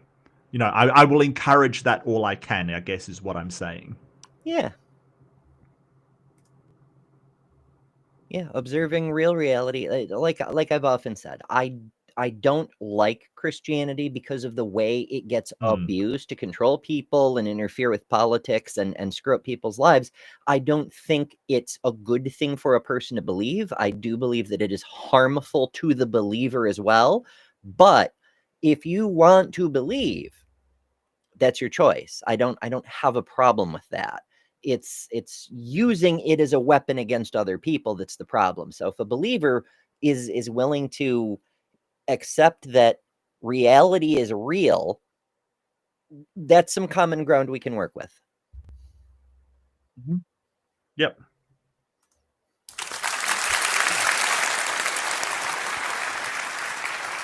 Big crowd, folks. Big crowd.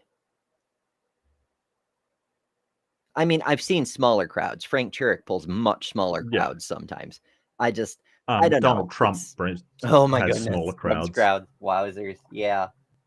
But like, if you take away the vendors and shit, I don't know. It's just I've seen bigger crowds at my Comic-Con, and we're not even a big Comic-Con. Incidentally, vendor applications open today. If anybody's thinking about selling your art or merch or whatever at NocoCon this year, applications are open.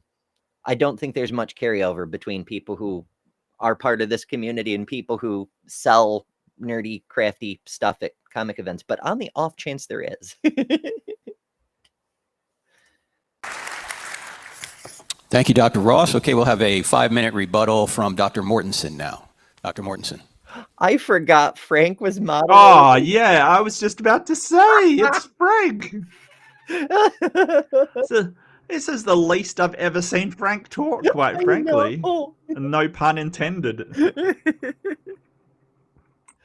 Maybe that's why the crowd is bigger, because Frank's not talking. Oh, I guess I don't have to go up there. I don't have my computer. No, you can be at the podium unless you'd rather sit there. Okay, that's fine. Okay. Is it okay for the camera? You guys have this on camera? Okay, go ahead, Dr. Mortensen. Yes, sir. First of all, the Hebrew in Genesis 1 verses 1 to 2 does not permit a gap. And if you get coming to grips with Genesis, you'll see that. You can find it on our website. The first day. If you buy this other book that explains yada, yada, yada, like if you need an external source to understand what he's trying to say, it's just a grift. First verse. One of my pet peeves about this is when people go into debate and they're like, well, you know, this is wrong, I've done a book on it, and then they move past it. Like, you're convincing the audience of nothing. Like, you're basically saying, hey, if you read my book, you'll get the answers you want. And maybe that's his intention, to direct people towards the book. But if you're actually looking at convincing people during a debate, like he just said, there can't be a gap between 1 and 2. Refer to this book to find out. It's not a convincing argument while you're actually in a debate. All it is saying, hey, just trust me, bro, is basically what you're saying. What you should do is at least give just a quick, like the briefest of rundowns of why that is. Not only because you are trying to convince people that are there. Number 2 is, like, you should be providing it to tell your opponent why they're wrong, right? Like, just a brief rundown so they can engage with it and you can knock them down. Because if they come back and say, hey, he never actually addressed that, he's right. You never actually addressed that. You just said, refer to my book. Hovind used to do it all the time. He would say, oh, he would not only do his, he would say, Donnie wrote a book about that. Which I have to laugh about, because he's done that a couple of times, referring to Genesis Verified, which I did 2 very extensive live streams debunking the hell out of. And it was a ton of fun. They were really long, though. And then I put them together into Genesis Debunked, the movie. I got the idea from Dapper. Dapper's been doing this thing where he puts a supercut of a whole long response series together into one thing. It was like a 9-hour video, and it got over 2,000 views. Oh. Which, wow, okay, cool. At the time, made it the most viewed thing on my channel. So that was cool. Yeah, and Jess has noticed as well. Yeah, no, I agree with you, Jess. It's sort of like, you can't just go, oh, well, that doesn't work. I covered this in my book. That is a really weak, like, you'll notice that the best debaters will never do stuff. Like, think Christopher Hitchens. He would say, hey, I covered it in this book, and essentially what I said was this. Like, you don't just leave it hanging like that. People like Hitchens, people like O'Connor, they may have covered it in other forums, other mediums, other places, but they don't just say, refer to my book. Yeah. Like, you should be able to give a quick summary. I mean, shoot, who was it who, the physicist who debated William Lane Craig, that we covered ages ago. It's in the playlist of debate reviews if you want to catch that one. That was super fun. But I forget the physicist's name off the top of my head. But he would refer to other things all the time and then also briefly explain the thing in a sentence or 2. And that's all you need to do. It's not hard. is a perfect verb in Hebrew, and then verse 2 is describing the state of the earth at the time that God created it. Nothing is going on there. Furthermore, as I said, please pay careful attention to Exodus 20:11. God made the earth in those 6 days. There's no gap before the 6 days. Yom does have more than one meaning. That doesn't, even if he did make it in 6 literal days, just setting that aside for the moment, that thing being a given does not mean there was any set period of time before the 6 literal days. There could have been no time. There could have been an infinite amount of time. Maybe we don't know. It doesn't say.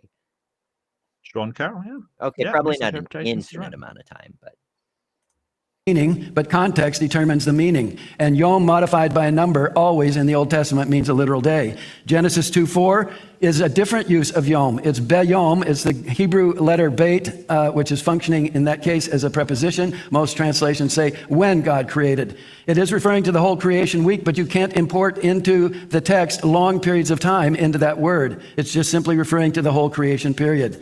I do not deny two books of nature, a two-book view. What I argue is that the book of nature is not the same as scientific consensus, and it is revealing God and his attributes. It's not revealing how God created the world. So he's basically going, well, there's a book of nature, but it's what the Bible says it is, not what we observe with empirical means. he was so close to landing a point. Like he Yeah. could have said, if he just elaborated a little further, it's true that what is true in nature is not necessarily the same as the scientific consensus, because humans can be wrong even in consensus. It has happened in the past. It's likely to happen again. When general relativity overthrew Isaac Newton's model, the consensus was Newton was right, even though there were known holes in Newton's math. Yeah. And then Einstein came along and showed differently. So just because a thing is a consensus doesn't mean it's completely true. It's just the closest approximation to truth we've been able to synthesize so far. But Terry doesn't explore that. He just says it and moves like, oh, Terry, you're so close. As far as plant death, of course, but the Bible makes it very clear, and I discuss this in an article on our website at length. Plants are not living according to the Bible. They are not nefesh chaya. They don't die and they don't live like animals. So, well, that's a bit of a problem. What? Well, that's the exegetics for how things could be plant eaters if there was no death, because then you have to kill the plants, right? Well, plants don't count as alive according to the Bible. Right, using the Bible's definition of a thing having the breath of life, although plants do respirate, but never mind that for now. That is another strong indicator that what the Bible says is not in line with reality, because plants are very much life. They're cellular. They have nucleuses and so forth. The Bible's wrong, Terry. You know it's wrong. You just pointed at one specific thing where it's obviously wrong. So there is an argument for how we define what is alive. And there's an argument in biology over it, because things like viruses, for instance, they do not fit descriptions of what is alive, right? Like to the classical description of what is alive, viruses do not fit it at all. Viruses are essentially RNA wrapped in bad news. So there is an argument on what actually forms being, what constitutes being alive, because if you want to say it has a metabolism and things, viruses don't fit that.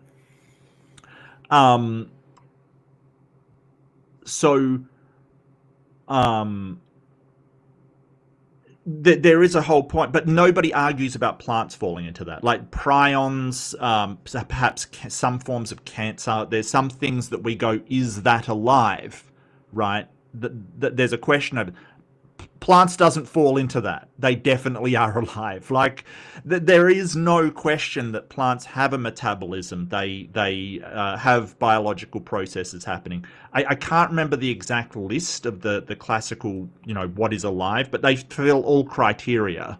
Yeah. So if you want to different things depending on which list you're looking at, but yeah, I'll just look it up quickly. It is so wild. Cellular organization, growth and development, reproduction, energy processing, response to stimuli, homeostasis.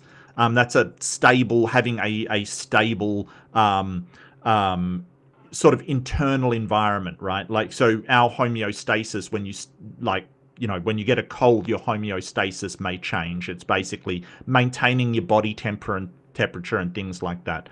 And adaptation, right? Like, so all of these things, so viruses don't do energy processing, right? Like, so they don't have metabolism. So that's why there's an argument over it. But the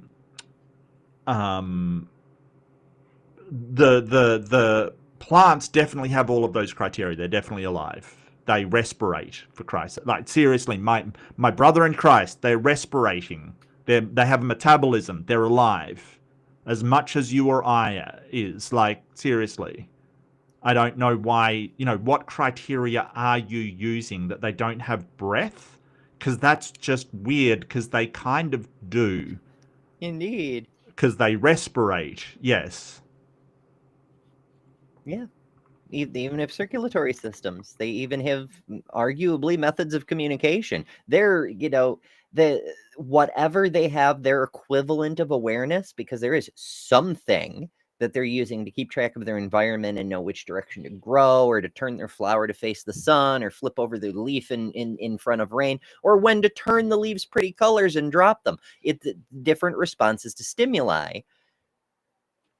It's not thinking the way we think of it, but that doesn't necessarily mean it doesn't count. There's something happening that is a function of being alive. Eating plants is not an example of plant death, and the law of entropy, all creationists agree that the law of entropy was in action before the fall. But there was a curse on the creation. And Genesis 5, I think it's verse 19, when Lamech... Where does the Bible mention the law of entropy for the creationists I to don't agree know. on it? It's very peculiar. Yeah, I have no idea. When Noah was born, Lamech said, maybe this one will liberate us from the curse which the Lord has placed upon the ground. And he uses the same word for curse and ground as is in Genesis 3. And so Genesis 3 is talking about the curse God put on the creation, and it is the curse that he will remove at the second coming of Christ. Not necessarily. I mean, first of all, that was supposed to happen with the first coming of the Messiah, which is not necessarily the Christ, but that's neither here nor there. But the Noah thing is also in Genesis. It's the same book, Terry. So of course it would be referencing a thing in its own book as a literal thing. Like, the fuck do you mean, Terry? And I'm not, does it say that the curse will be lifted? Maybe it does. I don't know if it says lifted. Noah would be the one to something about cleansing I can't remember. I'm not that kind of minister. I don't have the Bible memorized. Gotcha. Yeah. What does Genesis say about Noah and the curse? Let's see if anything comes up. Well, there is something in Revelation about Eden restored. So, Revelation 22:3 says, "No longer will there be any curse." So yes, it does say that. Hang on. No longer will there be any curse. The throne of God of the Lamb will be in the city, and his servants will serve him. They will see his face, and his name will be on their foreheads. Oh no. Uh-oh. Are you going to have, like, the name of God tattooed and of the like, God, Jesus tattooed on your forehead? Okay, this is a bit weird. I mean, you've got to take it literally, right? It's not just going to be metaphorical that, hey, you'll have them on your mind all the time. You've got to take this literally, right? Uh-huh. I'm afraid that the Tetragrammaton has been changed through the differences in language and whatnot, and now it's MAGA. Right. Because there are a lot of people with that on their forehead. Like, who think they're going to the special place. Make angels great again or something, you know. Oh no. The flood did not involve a change in the laws of physics. Water flowed downhill just like it does today. But there was a change in the rate of processes. So water in western Kentucky flowed down nice, gentle creeks until about a week and a half ago, and then water came down at a really fast rate. The laws of nature did not change. The rates of the processes changed. The Hebrew word no, the rates of the processes didn't change either. It was a different volume of a fluid, Terry. Yeah. Damn it.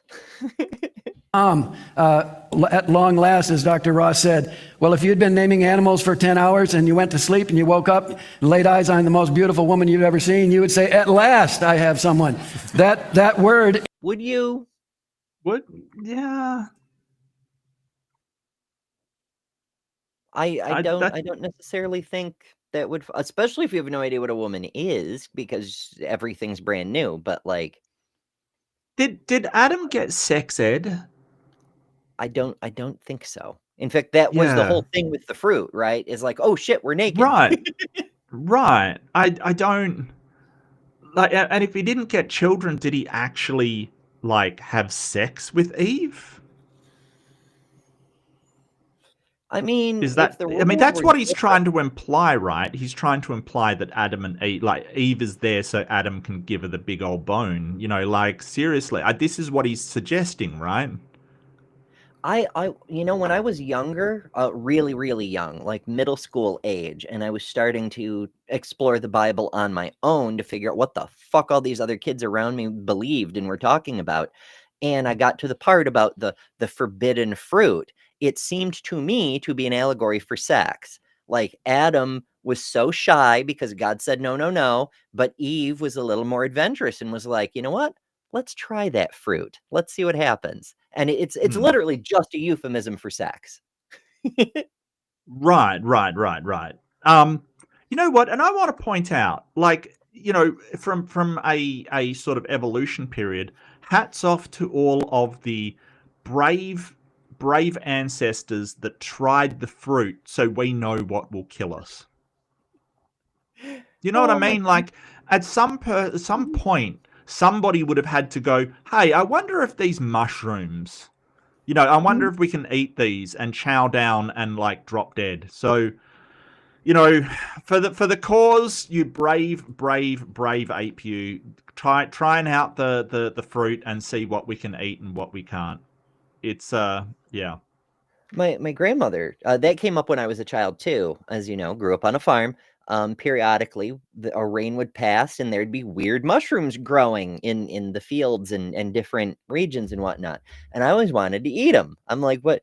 Can I eat that? And grandma would be like, no, it'll kill you, honey. And I'd be like, but can I eat that? And she'd be like, no, that one will kill you too. And can I eat that? No, that'll make you very sick. You won't die, but you'll wish you had. And I'm like, how do you know though? Did your grandma just tell you and you just accept it? Like, how do we know? Someone had to try it, right? Yep.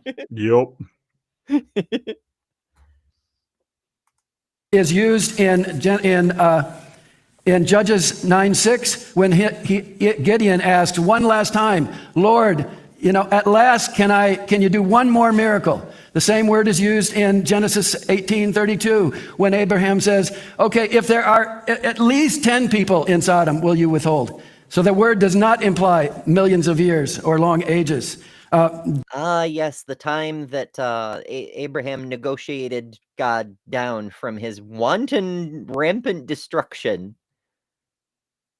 Never mind that, though. Yeah, talk the guy down. Talk him down. Talk him down. Yeah, he's out of control. Talk him down. Talk that God down. I'm amazed it worked, but, you know. Yeah, why not? I mean, it's not the first time or the only time he'd been convinced to change his mind about something.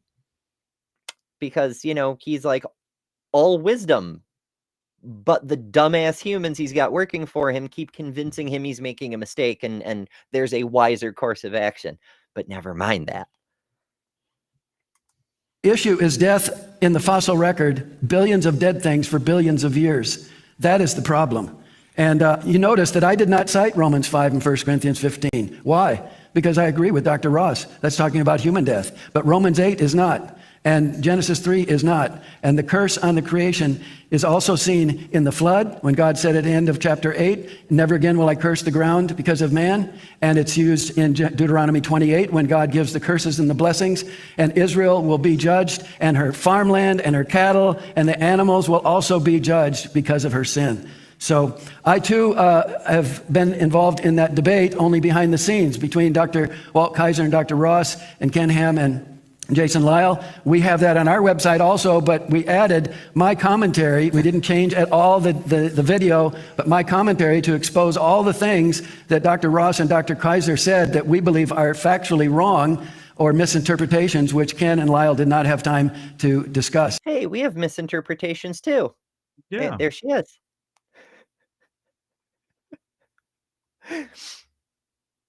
Don't mind me. I'm a silly bean. But Misinterpretations is, in fact, one of the many creators whose links you can find on betterthanumber.com, because that's not just where I keep all my links. That's where I keep the links of every creator I know of whom you may want to check out. There's a lot of them. You should check them out. And Misinterpretations is growing fast. So I'm going to drop a channel link. There you go. Bam! Even better. See? That's what you get. Yeah. In your face. That's right. Terry knows he's coming for you. If you could do an interview with Terry on your channel, would you accept? I definitely would. I 100% would. I might. I don't know. I'd legit have to think about it. Because, like, being able to, like, say what I'm thinking to his face would be an invaluable opportunity. But on the flip side, I really don't want to platform an asshole like that. So I don't know. I'd have to think about it. So if you want to read that, you can. Thank you, Dr. Mortensen. Dr. Ross, a rebuttal to Dr. Mortensen. Sure. Exodus 20:11. There's actually 5 texts in the Torah that talk. He was just ready to go. He's like, sure, here we. Okay. Talk about the 4th commandment. Only 2 of them give an analogy between our creation, our Sabbath period, and God's Sabbath period. And notice that the preposition in is in the English translation. In the 5 texts, it's not in any of those texts. So the preposition is missing.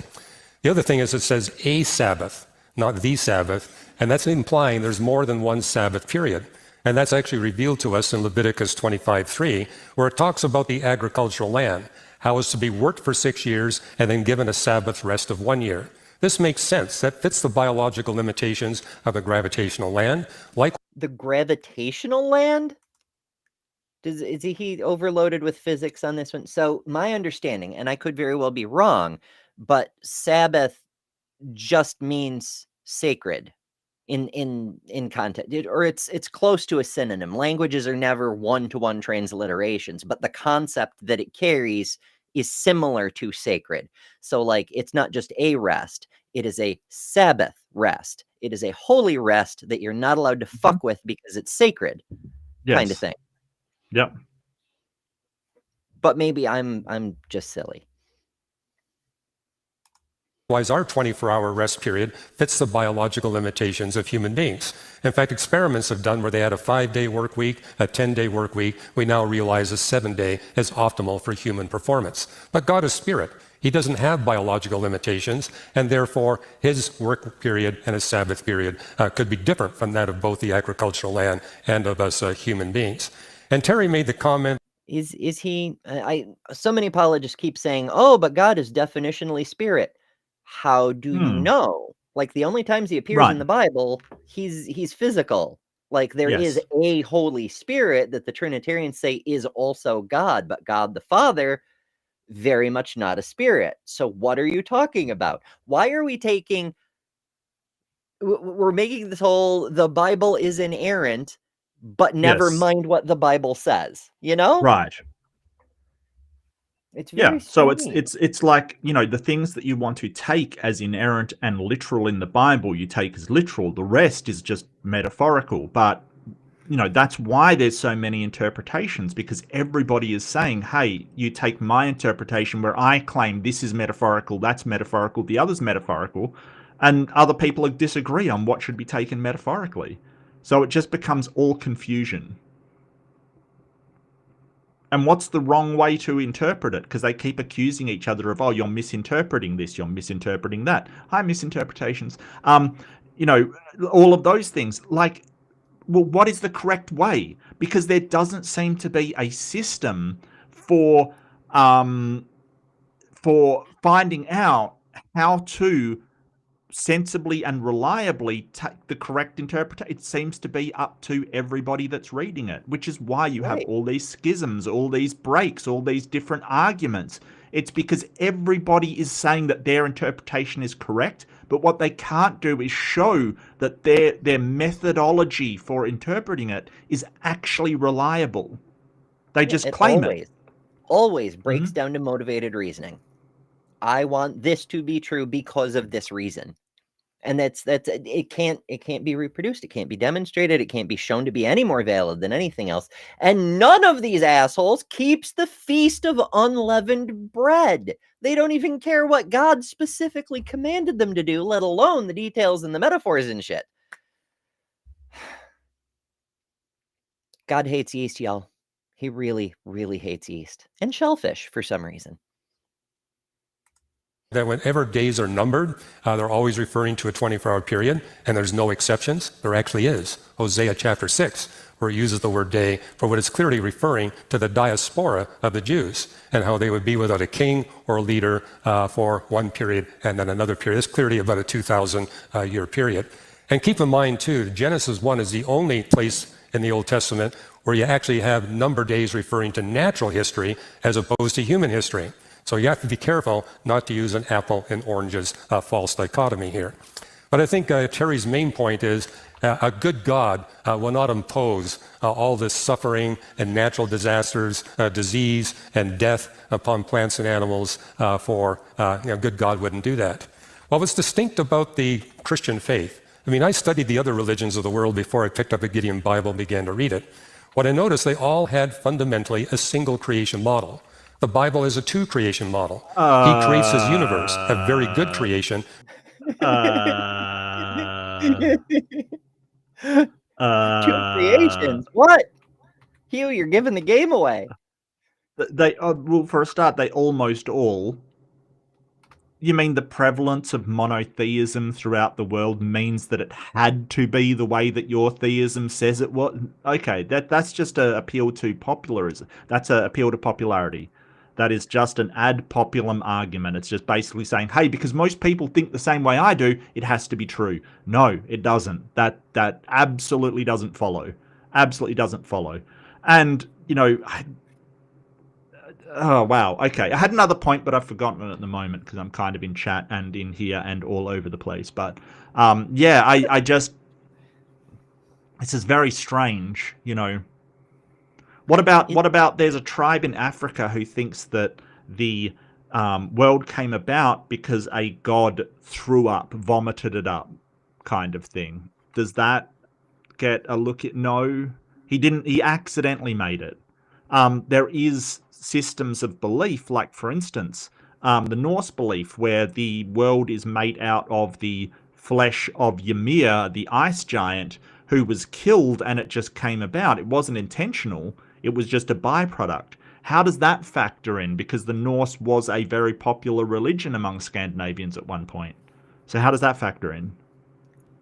And indeed, we see, in fact, the world is here, which that story accounts for, and there are no ice giants, which that story accounts for. Therefore, Odin confirmed. Right. Mm-hmm. And is that why they call us heathens? Is that why the Christians like to refer to atheists as heathens, even though heathens are people who believe in Odin? I think that might be why. Because we keep, the frost. Never mind. No frost giants. Just saying. For the purpose of eradicating evil and suffering. And the promise we get in Romans chapter 8, once the full number of humans have been redeemed, God will replace his universe by a brand new creation. Basically implying that the purpose of the first creation was to eradicate sin and evil, and therefore God on purpose brought into the universe the laws of thermodynamics, gravity, electromagnetism. And those laws guarantee that you're going to have cancer, you're going to have disease, you're going to have suffering. As Jesus said, in this world... Oh, yeah, I remember what I was going to say. You know, Hugh stumbles upon the problem of evil, you know, going through his thing. Like, yeah, you've just stumbled on the problem of evil. Probably the most difficult question for a theist to answer. Well, a Christian theist to answer. Why, if God is all benevolent and all powerful and, you know, all knowing, why does evil happen to people? Why do the bad things happen? And if you want free will, okay, let's ignore free will. Why do floods and avalanches and just natural things happen to people? Yeah, They there's didn't do nothing anything. inevitable about them morally or in the laws of physics. Like when an avalanche happens, it complies with the laws of physics. It's not a supernatural event, but there's nothing inevitable about, like, the planet existing isn't inevitable according to the laws of physics. It's the result of the interactions of masses, particles, and energies within a universe where the laws of physics as we understand them obtain. You know, it's very strange. The whole point is that if God is like, he's basically trying to say, well, the laws of physics, God just made them, and as part of the curse, like, we've been put into this world where the laws of physics are a certain way, so these bad things kind of happen. And, you know, presumably he's sort of saying, hey, we deserve it because... So you're stuck here, because even though you're saying, hey, the evil wasn't done by God directly, it's not him inserting an earthquake into the world, it's that the laws of physics will produce an earthquake. But God could have made a world where that earthquake doesn't happen, right? Like, if you say... Yeah, right, because he made the laws, and if you say, well, he had to make the laws that way, it's like, well, isn't he omnipotent? Isn't he all-powerful? Are you saying that God couldn't have made different laws where we have this world with it, but the earthquake doesn't happen? Of course he could, right? Like, that is a requirement of being all-powerful. But if you want to argue, well, then, you know, because we're getting just punishment by having the earthquake, therefore you have to argue that that earthquake is a good thing. Because God has to act in a way that is good. And if he created the physics that made the earthquake, then that must be a good thing. Because it's good that we get punished. So the question is, why would we try to do seismology and why would we try to avoid earthquakes? Aren't they the just punishment as given to us by physics for our transgression against God? There's something that doesn't logically fit here, right? Like, you're saying, hey, these diseases are a byproduct of God, you know, doing what he does. That must be good in your model because he is omnibenevolent. Everything he does is good, and he was the one that chose for that to happen. It must be good. So the question is, why would we fight disease? Aren't we fighting against God's plan? How dare you stymie and sometimes succeed in stymieing the will of God? Yeah. And if you want to argue, oh, well, God knows that we will come up with all of these cures and allows it or whatever, then why have the suffering of people for, you know, polio, for instance, like children suffering for so long until what seems like by our own hard work and dedication, we come up with a vaccine. Like, what is that all about? You're going to have to argue that all of the suffering in the past before we came up with that vaccine was a good thing because God only does good and he did that. You're in an impossible bind. You're in a bind where all of these natural things that attack us and cause us such suffering are good, but at the same time, it's good that we got rid of them. And it would be better if we got rid of them earlier. It's a Yeah. bind, right? You're absolutely only stuck. There were like tips in the magic book or something. Like even just penicillin, just Yep. make the moldy bread and do the thing and whatever. Like I think it mentions it sort of tangentially sort of mentions soap once, but a recipe for soap would have been a really freaking good idea. If I was making a handbook to how to make people's lives better, how to make soap would be right up there. Just saying. It'd be a nice start, yeah. And somewhere in all those pages of begats and Yeah. these people and exterminating those people. Also, here's some soap. Like Yeah.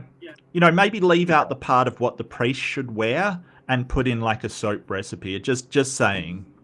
yeah. Maybe stop having rules about how to sell your daughter into slavery and maybe just, put in how to, convert nitrogen into ammonia. Just saying. So we can make fertilizer. Just might be a really good idea.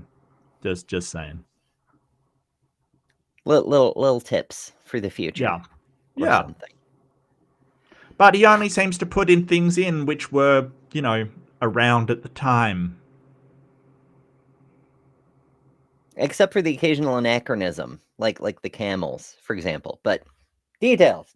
What No, camels? the problem of evil, it's one of several problems in that same class of impossible bind. It's just Hugh doesn't just stumble into this one. He stumbles into Yeah. it and then lifts it up and holds it and says, "Hey, look at Right. this." Yeah. Yep. I mean, Alex what are we O'Connor doing? has an argument like, if evolution is true, then what problem of evil for animals? Like it relies on, suffering to happen. And, before you go, oh, well, that's why evolution is evil. It's just a natural process. We consider it doesn't care about us. It just doesn't, it's completely amoral. It doesn't have any, what we feel and what we care about just isn't a thing. It's like saying gravity's evil because, people fall off things and die. It's not evil. It's just a natural process. It's not good or evil. It just is. Yeah. I mean, yes, gravity has caused me suffering in the past. I have fallen, I have hurt in bits and things. I once I was climbing a tree and the tree branch broke, and then I fell to the ground, hit my head on a rock, and then the tree branch landed on top of me and banged my head into the rock again. It was a very bad time. But on the flip side, I rely on gravity to keep my coffee inside my cup. Yeah. Pluses and minuses. You'll have tribulation, but take heart, I've overcome the world, giving us a promise that once God eradicates evil, the universe will fulfill its purpose, and we get to leave this very good creation and enter the ultimate perfect creation, a realm where there's no evil, and hence no need for thermodynamics. Why wasn't it perfect in the first place? But never mind. Who knows? Or gravity or electromagnetism, and therefore no risk of decay or cancer or disease anymore. And when you read the Bible, what you discover, there's several texts that make the point. God begins his works of creation begins his works of redemption before he creates anything at all, implying everything that God creates in his first creation is for the purpose of redeeming billions of human beings unto himself, which is why I wrote in Design to the Core, a way to look at the record of nature from a biblical redemptive perspective. That's what's going to make you a successful scientist. Last of all, about the flood. I believe the Bible teaches a worldwide flood, not a global flood. 2 Peter 2:5. That is an excellent point. There is a distinction between a worldwide flood and a global flood. because Sure. At the time, world just meant the totality of the area that you knew Correct. existed. Yes. So, like, if you were, say, from the United States in the modern era, right? And Yeah. like many Americans, you believe there is only the United States. The other countries you're vaguely aware may exist, but really the only real place is the US. And for various reasons, you're not able to leave the United States. You're effectively trapped here. So for you, the United States is the world, even though you're vaguely aware there's other Right, things right. beyond the world that are on the globe. So, like a change to your thing, it's like, oh, well, that's a worldwide consequence. Most people are aware that there's a world outside of the United States. I don't want to, most people know that they might not have good geography about it, but they know that there's a world outside. Like, let's be real, Ember. But I totally get your point. I'm using, Yeah. I'm being snarky to accentuate, to Yeah, throw yeah, a yeah. political point in there as well. But in the ancient times, I mean, we've seen maps of the world that are just Europe, you know, like, so Yeah. there have been people who thought the world was just what they knew and there was nothing else. Yeah, absolutely. Like when you know and that world might be different for, say, the the Tang dynasty in China, as opposed to, Native American people kind of thing. Like, their world might be the different tribal places that they know, but the world sort of expanded when we managed to cross the seas and things. So yeah, he's got a point. If you say, hey, there was a worldwide flood, but the problem is that the Bible, it sort of says that everything died. Everything with the breath of life died. So it's a problem for him. So I don't think this is an interpretation that you can take seriously, because you're going to have to say that, hey, there was only living creatures in, the Levant where they knew about. Yeah, I mean, it could be, well, if you're trying to say the Bible is inerrant and we have to take things literally, yeah, that's a problem. It could easily be explained as poetic language, like, oh, this flood was so bad it killed everything. Well, clearly it didn't kill everything. Right. But yeah, nope, not if it's literal. Well, but he's not a biblical literalist. That's the difference. The other guy is. But I mean, he's really. I mean, I really do appreciate Hugh Ross, because he's stumbling, on really good arguments about taking the Bible seriously. He really is, Yeah, so the waters rose and covered the mountains to a depth of more than 15 cubits. Every living thing that moved on land perished. And it sort of says swarmed all over every living thing on the face of the earth was wiped out. So, it's very difficult to sort of say, hey, it's only a local flood, when obviously that, or the worldwide flood was local, when it said that every living thing was wiped from the face of the earth. Like, that is difficult. It's a bit of a reach. Ay. The world of ungodly people was flooded. Well, if there's no ungodly people living in Antarctica, there's no need for God to flood Antarctica. The Bible's also explicit. It's not just the world of ungodly people, it's the world of all the animals owned by ungodly people. But again, I see no need to take emperor penguins on board Noah's Ark. Those emperor penguins would have had no contact with ungodly people, and therefore why would God do that? And that actually fits the larger doctrine of the... Well, the penguins also die of old age and disease and starvation and such. So whether they've had contact with humans or not, they're still afflicted by the sin of humanity, apparently. Doctrine of how God judges. God always limits his judgment wrath to the extent of human reprobation. Last of all, Mark 10, it's speaking about the beginning of marriage, not the beginning of the universe. So I would endorse that indeed human marriage is a relatively recent event. So I see Mark 10 as having nothing to do with a comment on the age of the earth or the age of the universe. All right, thank you, gentlemen. We're now going to move to Q&A, and you many folks in here have put questions in and also. I'm going to. So that's another one of the let's call it anomalies. It's not exactly outside the realm of typical semi-formal debates, shall we say, but they do put the Q&A before the conclusions.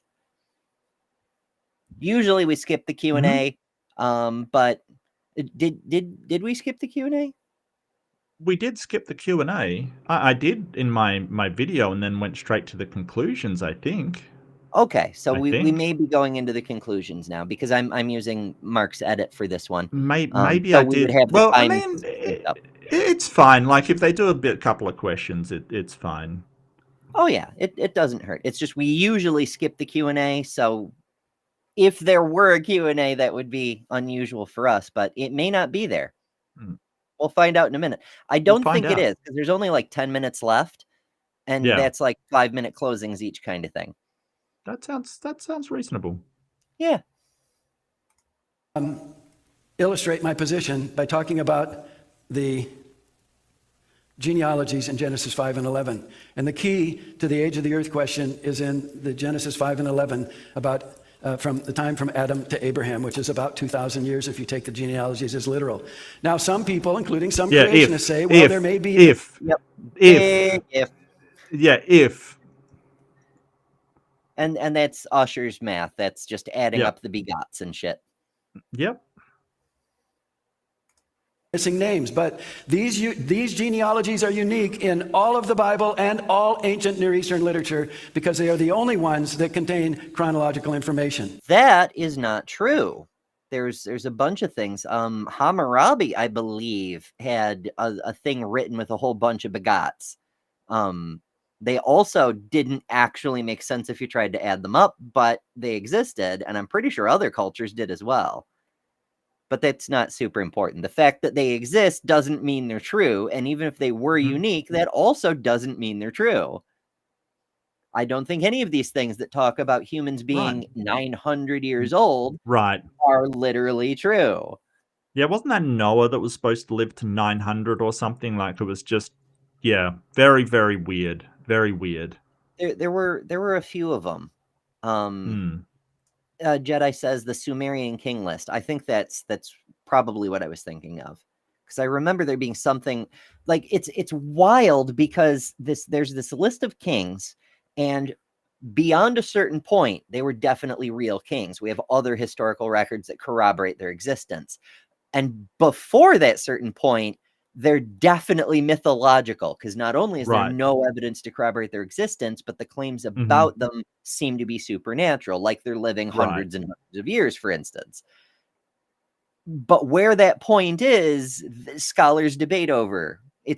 I seem to recall. It's fuzzy, but yeah, it's fascinating. Yeah. There might be missing names. I've read many, many arguments for missing names in these chapters.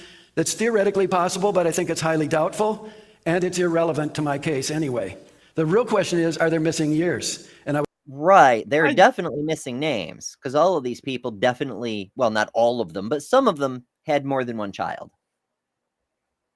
Right. But the thing is that, but wouldn't missing genealogies, like somebody in between these two, definitely be relevant to his case? Because his entire case, his entire premise is that, hey, these ages add up to be 6,000 to 10,000 years. That's his entire case. Like, that is it. That is essentially the only thing he is proposing. That's his entire evidence. The Bible says these ages add up to this. The rest of the stuff is trying to counter what we see in the science, what we see in, history, what we see in anthropology, in all of these different fields. His only argument, and this is the thing that apologists, the young Earth creationist apologists, they won't tell you. They don't really have anything to back them up besides adding up these ages. That's it. That's their entire argument. The rest of it is, well, it could be this age because radiometric dating doesn't work, and if you carbon date something that's billions of years, it comes out to 35,000. Derp. That's basically, trying to address problems. This is his evidence. It's all he's got. How wild is that? Yeah. It's such a weak case. That's why they spend so much time on trying to pick holes in all the things that debunk their thing. On the plus side, at least their thing is technically falsifiable, unlike the premise of the God itself, but never mind that. It's such a weak fucking case, and it's only there. Like, it doesn't even matter for anything. It's only there because they have this underlying supposition that for Jesus to mean anything, all of Genesis has to be literal, including the begots. Like, Eden could have been 10 million years ago, and it would still make Jesus valid. But for Eden to be literally true, this most unbelievable part of the story with the magic fucking snake, the rest of it has to be literally true also. It's the whole thing with biblical inerrancy. The entire reason there's any inerrancy movement at all is because there's this unspoken premise in the argument that you can believe the magical shit because it is absolutely true about everything else. It does not lie ever. Therefore, the magical shit cannot be a lie. It must be true too. Yep.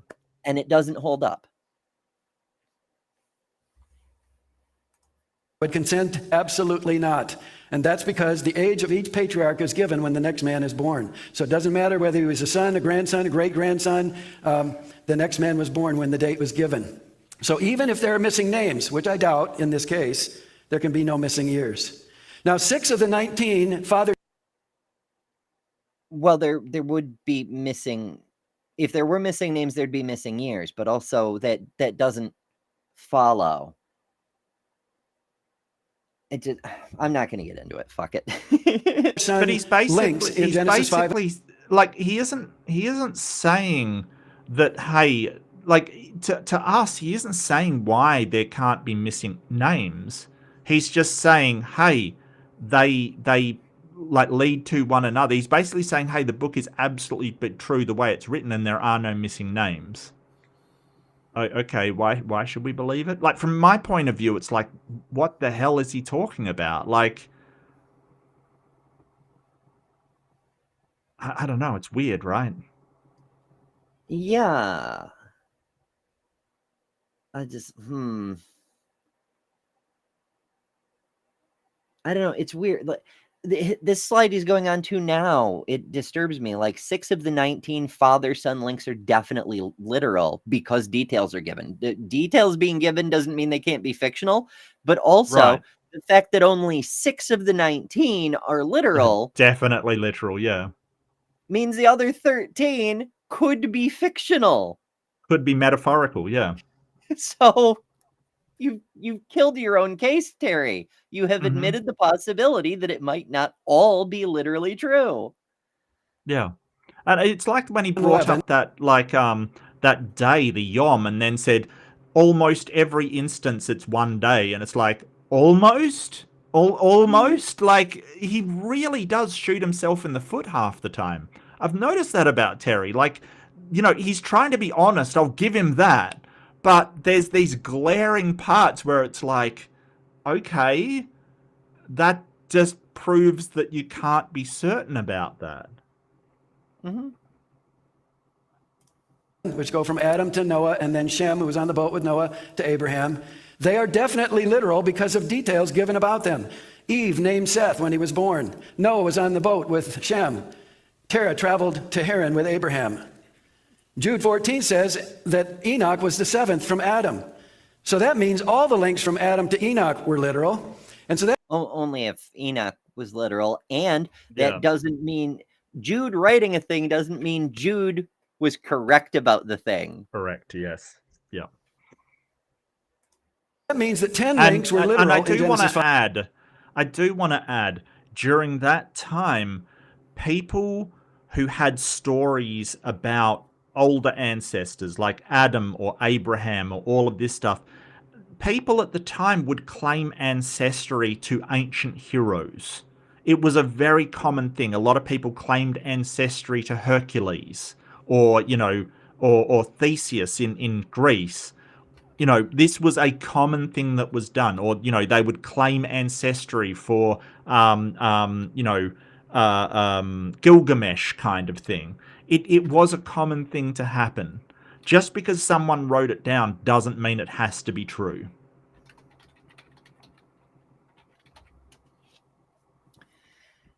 Right. Aesop's fables. Oh, someone wrote it. Must be true. Must be literal. 5 and 11, and they would cover 1,536 years from the information given in those chapters. That leaves only 9 links that could possibly be non-literal, missing names, missing generations. Well, can we push Adam back to 10,000 years ago? I think it's highly doubtful for these reasons. Abraham was 4,000 years ago, approximately, as most Bible scholars agree. So that means... Was he? Well, if we say Jesus was 2,000 years ago and Abraham was 2,000 years before, fine. I'm willing to go with roughly 4,000 years ago. I don't know that it's true that most scholars agree. Like, Abraham could have been 300 years before Jesus. It just, never mind. Means that we've got to account for 6,000 years between Adam and Abraham. But we've got to subtract 1,536 years for the 10 literal links, and that leaves 4,464 years for the supposedly non-literal, which would be 496 years on average between each non-literal link. Now, Noah begat Shem at 502, but all the other begetting ages were less than 187. Most were less than 100 years. So an average begetting age of 496 for each of the 9 supposedly non-literal links, for men we know nothing about, is extremely doubtful in my mind. But not impossible, according to your formula. And I mean, first of all, is God limited to merely what's possible? How very unbiblical of you. They do not want to, like, so logically possible, right? Like, so physically possible, obviously he's not confined to what's physically possible, or else you wouldn't get half the crap you have in the Bible. Is it logically possible? Yes. And theists will always back this up, because things that are logically impossible don't exist. So they will do anything possible to avoid any kind of logical contradiction within their text, even if it means lying about it. Because if you've got an all-powerful God, why would he care about what's logical either? He'll just do things. In fact, doing things that aren't logical would be a better proof of supernatural activity, but I digress. The thing is that it's kind of a one of these binds for them, like they do damned if they do, damned if they don't kind of thing, because sort of saying that logic comes from God, you would expect them to say God doesn't have to follow the laws of logic. He doesn't have to care about logic. He can just violate logic anytime he wants. The problem there is the very essence of philosophy is things that are not logical and violate logic don't exist. So you would expect them to say, hey, because God's the source of logic, he basically makes logic, or makes logic possible and instantiates it. He could ignore it, but they don't, because things that violate logic don't exist. And that's what they want to avoid doing. Right. It's exactly like when we say, oh, miracles happen, show me a miracle. And then they can't. Yeah. Like, but if you but could, a miracle that'd be very helpful. Well, a miracle might not violate logic, right? Like, it might violate natural laws, but logic is things like non-contradiction, excluded middle, and law of identity, right? So a God doing something and not doing it at the same time is a violation of logic. Superposition. Right. Where, we use a different... Divinity. Well, yeah, we use a different logic for quantum. Does that mean the quantum world violates logic? We don't know. Like, we don't know enough about it to know whether it in fact violates logic, or whether it works in a logical manner that's just not the logic that, it has its own system. So we use a different logic for that, because non-contradiction doesn't seem to work there. And it's a problem, so... I think that all of these logical systems are just describing the natural state of being, basically. But we know that something like a square circle, right, that's a violation of the law of identity. That doesn't exist, right? Well, it just does not exist. There are ways. You have to cheat with language a little bit, but that's neither here nor there. Yeah, it's important to remember the laws of logic are our model. Like, yes, there's no lawgiver who's going to put us in jail if we conceptualize things in a different way. It's just they seem to be basically absolute for all intents and purposes, except possibly quantum stuff. We may have to, just like Newton could explain so much, but not the orbit of Mercury. We may need a new paradigm to incorporate how quantum stuff works. But that doesn't Yeah. mean what we're using now is wrong per se, just incomplete. Yeah. I absolutely agree with that. But I think that when you're talking about laws of nature or laws of logic and stuff, you're not talking about like human laws. And I think you pointed this out really well, that when you have a law, it's like they're prescriptive when we make them. It's like if you violate this, you get 5 to 10 in jail. Laws in nature are not the same thing, that you can't violate them to begin with. So this whole idea of comparing them to human-made laws is just downright stupid. They are like constraints upon the actual reality that we are in. You can't violate them, right? Like they're not the same as human laws. So, I don't know why people want to compare them at all. It's just a name to give them. Yeah, the confusion of terms and so muddying the waters to try to pull the wool over people's eyes kind of thing. Oh, it's the same word. It must be the same thing. Or something.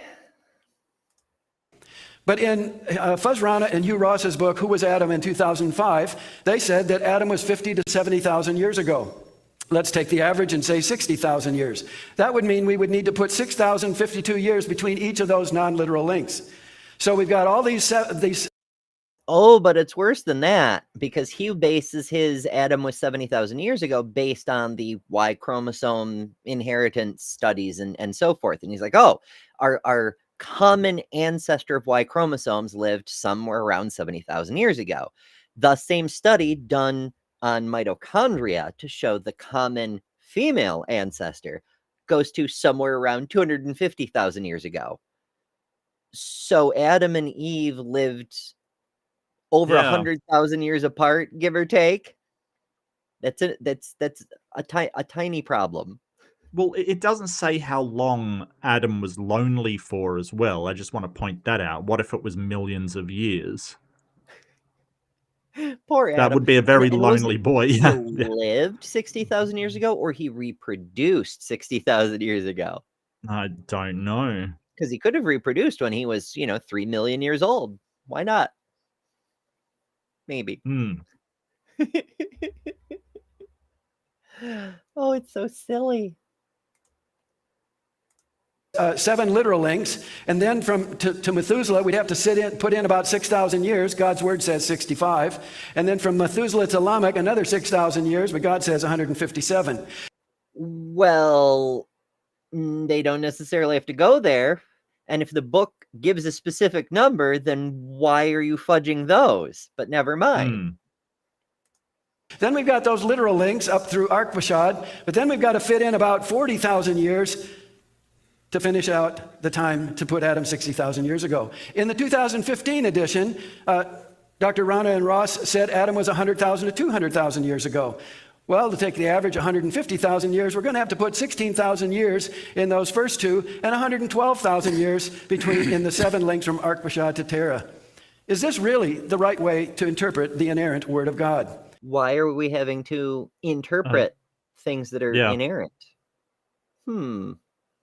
Well, I mean, if it is more literal than taking that thing of, oh, well, it's talking about an indeterminate amount of time or a long period of time, but it's kind of, well, you can't take everything. A person could argue for the flat Earth in exactly the same way.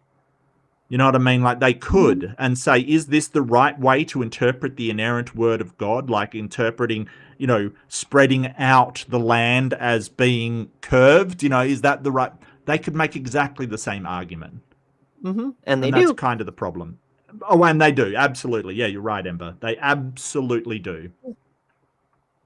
I keep remembering. So often I look back on that debate we had with Flatzoid and that Jim fellow, but with the whole, how much magnification does our P9000 need to have to see God's feet resting on the dome like a footstool? Yeah. Yeah. I mean, obviously that has to be a metaphor, right? It has to be. Either that or you think that God uses the earth literally as a footstool, which is weird. That's just weird, yo. And where are the feet? Yeah. I mean, I'm not into feet, but some people are, and God's feet, definitionally, must be the most perfect feet. So, Yeah, so that's in Isaiah 66. It's basically, heaven is my throne and the earth is my footstool. That cannot be taken literally, seriously. Please don't take it literally. But in a 2017 debate book, Dr. Rana said that Adam was 130,000 years ago. In Navigating Genesis, Dr. Ross said in 2014 that Adam was 60 to 100,000 years ago. And in Rescuing Inerrancy, he says he says modern humans were 45,000 to 250,000 years ago. Unless he believes that Adam was a latecomer of modern humans, that's the spread. And so I submit to you that these books are not defending the inerrancy of Scripture.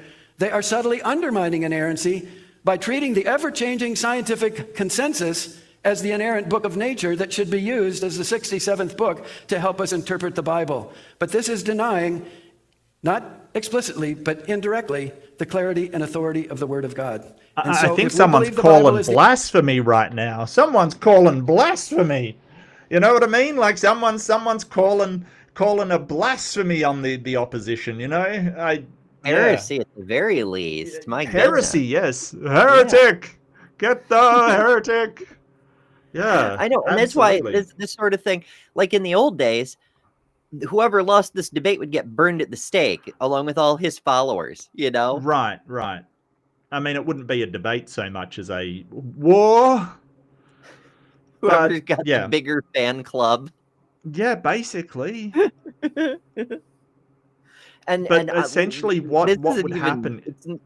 I mean, we're chuckling now because it's ridiculous the way they're posturing at each other. Mm-hmm. But I ask the what were they, the Coptics? Like there were several sects of Christians that were just wiped the fuck out because they were heretics. Mm-hmm. Yeah, like they actually did kill a lot of people over exactly this kind of stupid fucking disagreement over something that's not true in the first place. Oh, I think you're thinking of the Cathars. The Cathars were completely wiped out. Yes. Yeah. So Those guys. back in that day, it was like, here's the Catholic Church position. Oh, yours is different? Murder? Mhm. Inquisition? Yeah. All following Torture? the same holy book. Yeah. And now it's sort of, you disagree with the Catholic Church. In the past, you would have been hauled up for it. Mm-hmm. Like Bruno, but we don't talk about Bruno. One thing we do talk about, though, one thing that is true is Jester sent us a super chat for $2. Thank you, Jester. And says, did you not know why Jesus stressed washing feet? Did you not know? I get it. It's so, if you wash your feet, you're doing as God does, and so you'll have a clean footstool, which is the earth. God's an environmentalist. Confirmed. Oh, yeah. We must keep our planet clean. Oh, I love that super sticker. Shiba dog in a combat position. Amazing. Battlehound. A Shiba Yeah. Battlehound. Awesome. Wow, that's And great. the I gotta go to description the is great, chat. too. Oh yeah. I'll reduce. Thank you it's so not. much. It's a Shiba dog doing karate punches. That is what it is. That is awesome. I love it. Yay.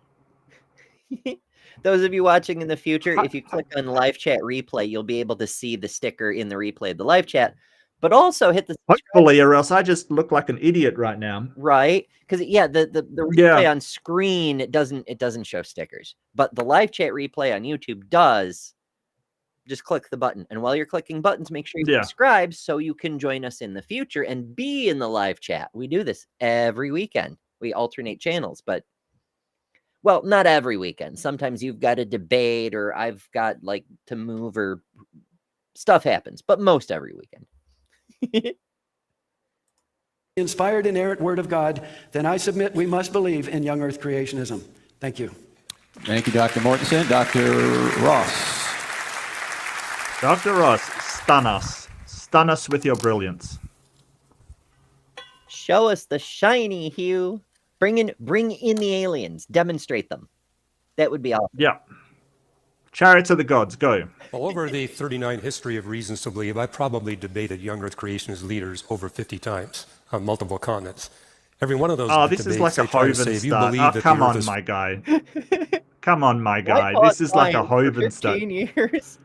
No, it's more. I've debated atheists over and over and over and over. I've debated 500 atheists and done 600 debates, and no one cares, my guy. No one cares. Let him wrap up. But I just, it always makes me cringe a little, like, because I would never go in and say I've debated so many Christians and they all say this. Nah, come on. Nobody cares how many people you debated, my guy. Seriously.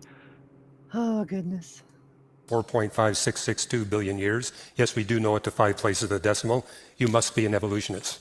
In every one of those debates, I had to make it clear. I've never been an evolutionist. I'm not an evolutionist. I'll never be an evolutionist. And billions of years is a hopelessly brief period of time. What if we have to enough support evidence? naturalistic- This is what gets me. It's like, I will never agree to your thing. And like, I've always made it clear, I will believe in a God as long as you can demonstrate sufficient evidence for it. Okay, for a start, demonstrate a mind without any kind of physical structure. Just start there. Demonstrate that can exist. Sure, then I'll be an agnostic. If you can demonstrate the God, then I will believe in it. But it's never been demonstrated. But I don't say I will never be a Christian. Like that isn't something you can know, right? What if decent evidence comes along? Are you just going to ignore it? Like then you're just being stupid. Like you're just basically, like any theory in science can be overthrown. You just need sufficient evidence for it. That's all. Mm-hmm. I'm thinking of a time a reporter told Einstein that 100 researchers had written a letter decrying general relativity and how it must be false and whatnot, and Einstein just was surprised. And it's probably an apocryphal tale, but there may be some truth to it.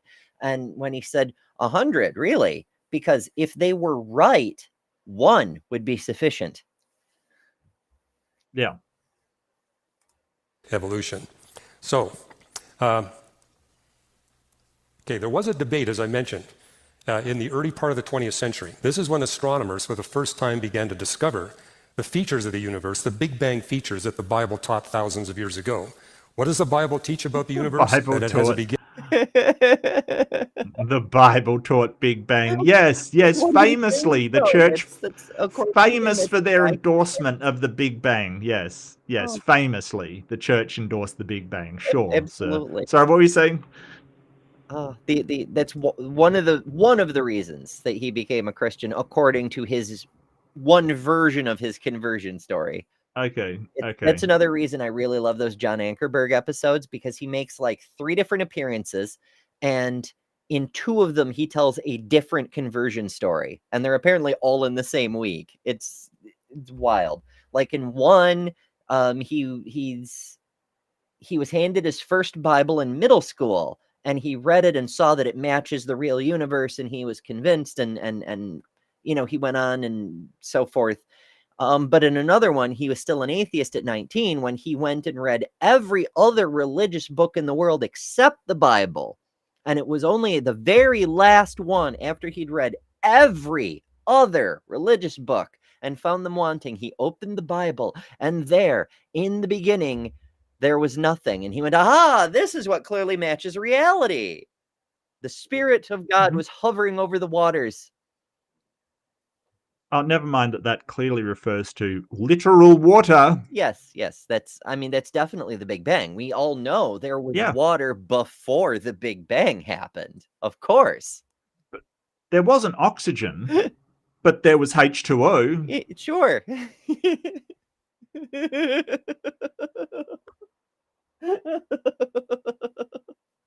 I don't understand that logic at all.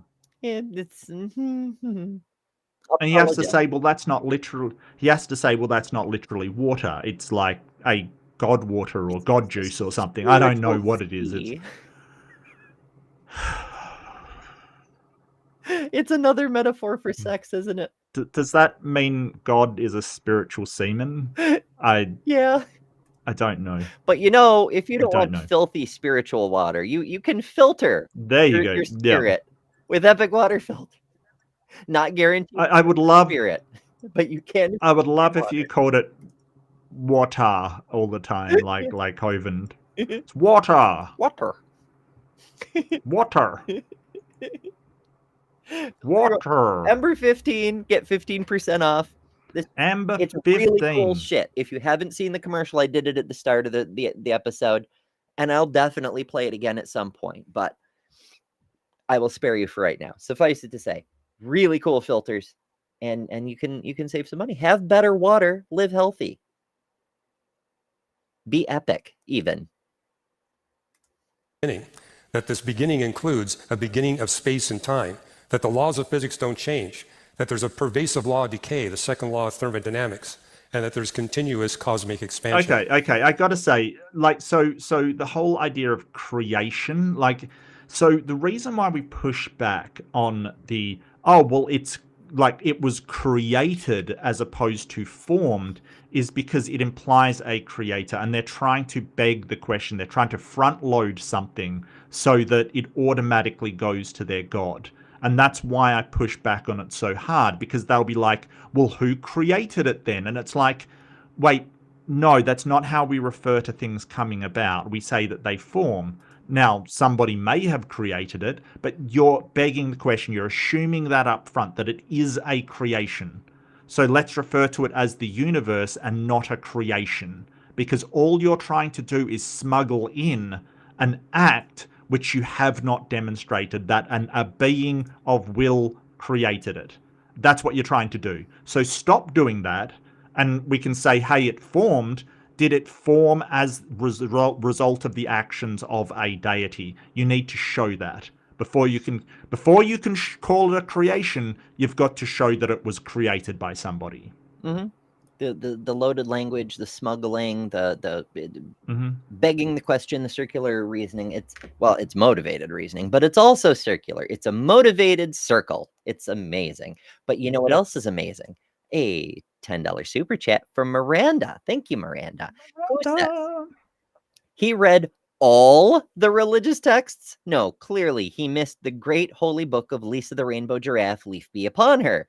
He would have immediately recognized the truth of that one. And for anyone not familiar, that's from our friend John, the British Floating Circle over on the Skeptic channel, who revealed the truth that all the gods were real, but they were all eaten by Lisa the Rainbow Giraffe, who then digested them and pooped out the universe. And that's why there's no God, but there is a universe. But he says that he studied almost all of them, in fairness. But when you go to, I believe, Hindu, that's a major religion, right? Mm-hmm. And they don't think just one God is involved. There's reflections. Vishnu's involved, and I think Brahma is involved as well. How did I look it up? Their myths are diverse, so there's different accounts for a start, but most of them involve Brahma emerging from a golden egg from the navel of Lord Vishnu to create the universe. So other myths say there was a cosmic sacrifice, that three gods emerged from a single point, basically. So the whole idea that, hey, I've studied most religions, and no, you've studied the Abrahamic religions is what you've done. Mm-hmm. Like the ones that are already front loaded with there is only one God and it is Yahweh. Yeah, never mind. I was going to make another Yahweh joke. And thank you, Antjer, for being swift with the wrench on that nonsense that just happened. Just noting. I appreciate you. What a charming person. Yeah. When this became evident, you had people like Sir Arthur Eddington making the statement, boy, there's something wrong here. What's going on? Okay. He's doing it's God. God smote your presentation. Steve, where's my slides? Is it just an old apologist thing? I don't know. Well, okay, let me see if I can get this to go. Nope. We look for things to make us go. Sorry. Okay, I'll just have to do this verbally because my PowerPoint isn't working here. You had Sir Arthur Eddington saying, we've got to get rid of this Big Bang because it implies a beginning, it implies only billions of years. We need infinite time to support Darwinian evolution. So he's an opponent to the Big Bang cosmology. Sir Fred Hoyle made the same comment. Arthur Eddington, famously, not a fucking biologist, but never mind that. We can't tolerate Big Bang cosmology because it only makes the universe billions of years old. That's woefully inadequate time to support Darwinian evolution. Yeah, and that's the way they think. That's the way they think. Like, we can't support Big Bang because it promotes something that conflicts with our book. Not whether it's true or not whether this is what the best research leads to. It's, does it show my book is right or wrong? Yeah. Wild. That Absolutely was wild. Will's entire thing. Like, you know, Eddington, first of all, Eddington was the guy who demonstrated general relativity was true. He did the test, the solar eclipse test that really hammered home that it was accurate, that the predictions nailed it. So he was very much in favor of general relativity. He did talk a lot of shit, though. The way he got his expedition to go do the solar eclipse funded was by telling the British Royal Academy, this German in you know, early 20th century Europe, this German has proposed a new theory to overthrow our Englishman Sir Isaac Newton, and we must quash this. We must squish it. It's absurd. Give me funding. I will go test it and show how wrong it is. It was just political posturing to get his expedition funded. He didn't actually care. He was not a political man, you know. But it worked. Yeah. He got funded. He went and did the test, and that's how he did it. Is this can't be right because thing you don't like, you know? Same sort of thing. But Hoyle did have a preconception that the universe must be eternal, not for evolution reasons. It was his own personal belief system. And his entire case, everything he came up with was a workaround, a solution. It was very much like young earth creationists today. He was trying to play plug-em blocks with things to make what he already thought were true work. And it just kept not working. He died with it still not working. He was on quasi steady state hydrogen synthesis, big long fucking, like it was version 247 and it still wasn't working, you know? Yeah, and it's different with science because science doesn't go, how do we get the experiments to match what is in the book? That's not what we do. What we do is like have the book say what the thing is, but it's always open to, hey, the results of experimentation will change the books. And we expect them to. We expect them to change and for us to have new versions with better information. But there are some things that I don't think will ever change, you know, like basically how gravity works isn't going to change. We know enough about it to know that it's not going to change. Evolution will, like, there'll be disagreements about the mechanisms within it, but, you know, we're not going to refute it as far as I know. Like, so much has been done to back it up. It's ridiculous. And it's sort of like, but what we don't do is say, because the book says a thing, we've got to get our science to match what the book says, which is what the apologists are doing. How do we get our reasoning to match our book rather than how can we confirm that what the book says is true or change the book if it's not? We changed the book. We can't do that. Heresy or something. And I might add that the science books will include experiments how to test whether the book is correct, which the Bible doesn't do. Just put it up there. Details. The latter part of the 20th century and the 21st century, the evidence for the Big Bang creation event became overwhelming. As you heard in our little debate, the accuracy with which we've been able to determine the age of the universe went from 16 plus or minus 4 billion years to now down to 13.79 plus or minus 0.04 billion years. So we got an increasingly accurate date, increasingly telling us that the more we learn about the universe, the more clear it becomes there isn't enough time for Darwinian evolution. Okay, let me try to get... Except there is, but that's not There is the question tonight. But never mind. There absolutely this part is. up. Well, maybe not Darwinian, because Darwin didn't have a grasp on a lot of different things like endosymbiosis, right? Wouldn't know about it, right? Like, no idea that organisms could basically envelop one another and make them into organelles, basically, like form cells based upon a symbiosis. Who knew? Not Darwin. He didn't know about, he knew about sexual selection, he knew about natural selection, but things like endogenous retroviruses. He didn't know viruses could copy themselves into the thing and then be useful for the... Like, there's so many things that he didn't know about. So no, maybe Darwinistic evolution, but integrated synthesis, yes, there is enough time for integrated synthesis. Absolutely. Fun fact, the mitochondria were first discovered in 1857, the year before Darwin published. However, they were so poorly understood, they weren't even named until 1898. Because, you know, microscopes and things. Yep. I just thought it would be fun to look that up. Because learning things is at least a tangential part of what we do here.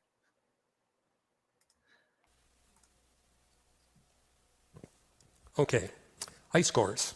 There are 3 in northern Greenland and 3 in central Antarctica, and they show 800,000 years I love of this. annual Can I just stop? Can I just stop and say that is not correct? They've gone up to something like, I think an Australian team went up to something like 1.2 million. Like, yeah, absolutely. They drilled it. They drilled it so hard. I've got to stop saying stuff like that. People clip me all the time, and it comes out really badly. So, yeah, oldest ice core. I'll double check that, but I think they blew that away, kind of thing.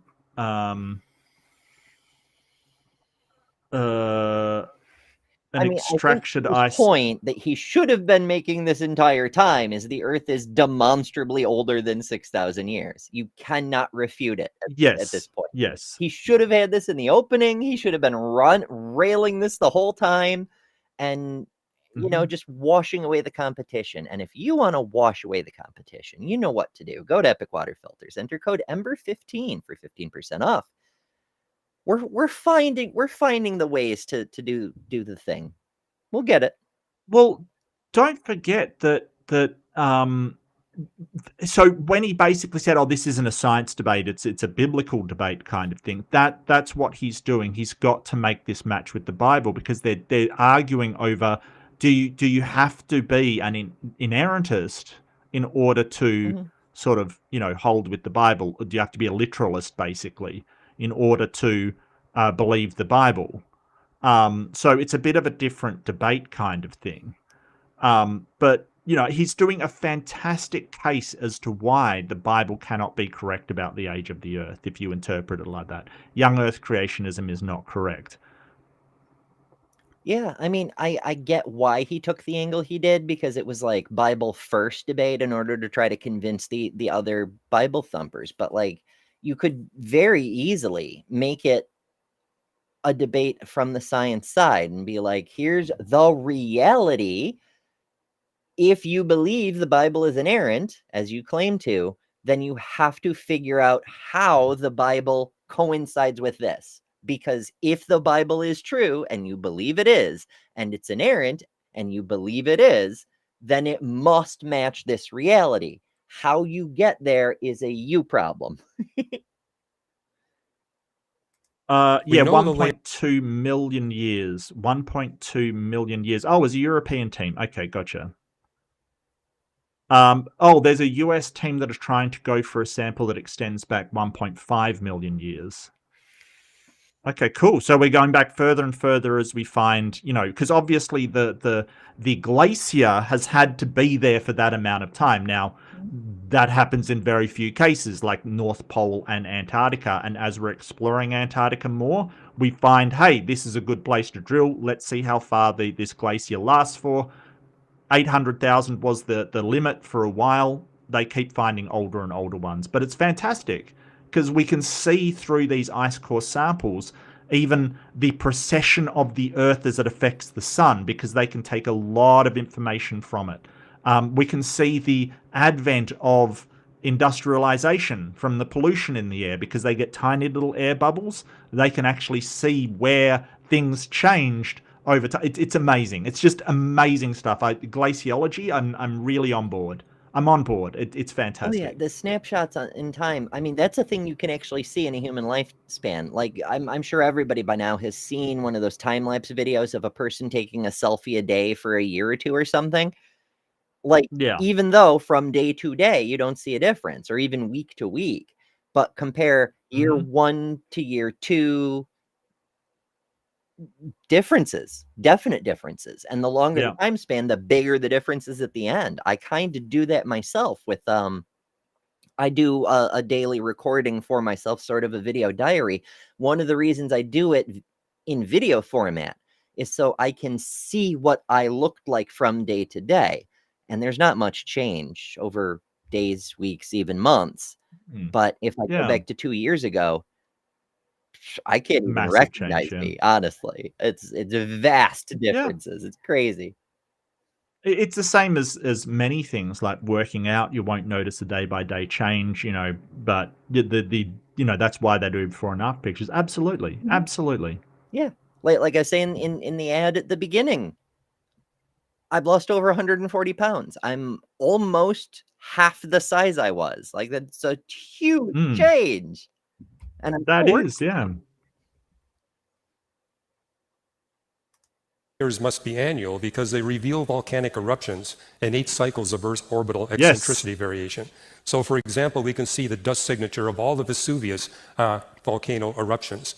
We can see the eruption Isn't of that Krakatoa. cool? We can count the Yeah. Isn't that so cool? We can see like when like, and that lines up with a lot of other stuff like in geology and things, like where we can see these events actually happen because of the amount of stuff in the air. It's incredible. I love it. I absolutely love it. Yeah, seeing the evidence of these past things in other parts of the fucking world. It's so fucking nifty. And eventually we'll drill all the way back to the dawn of time and accidentally cause the start of the universe. Well, I don't think that the glacier lasts to the back of to that length, but you can hope. You can hope. Oh, thank you, Robin. Okay, I did do we're almost at the end. So before we wrap up, I did do Yeah, another yeah. poll. The question now is, who convinced you out of this whole debate? And 0% were convinced by Terry. So the audience, There you go. not young Earth creationists. 6% were Yeah. convinced by Hugh, old Earth creation. So Okay.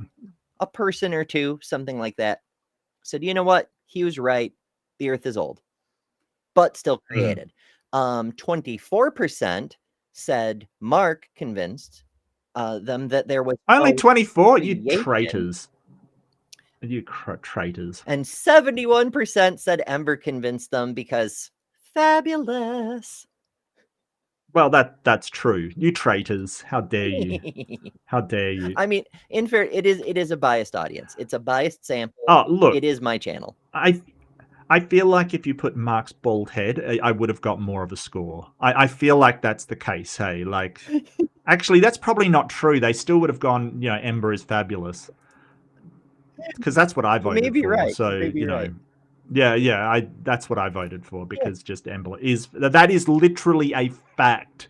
That is a fact and a theory. Thank you. It Thank is you. objective and observable and measurable and repeatable. Oh, absolutely. Quantified.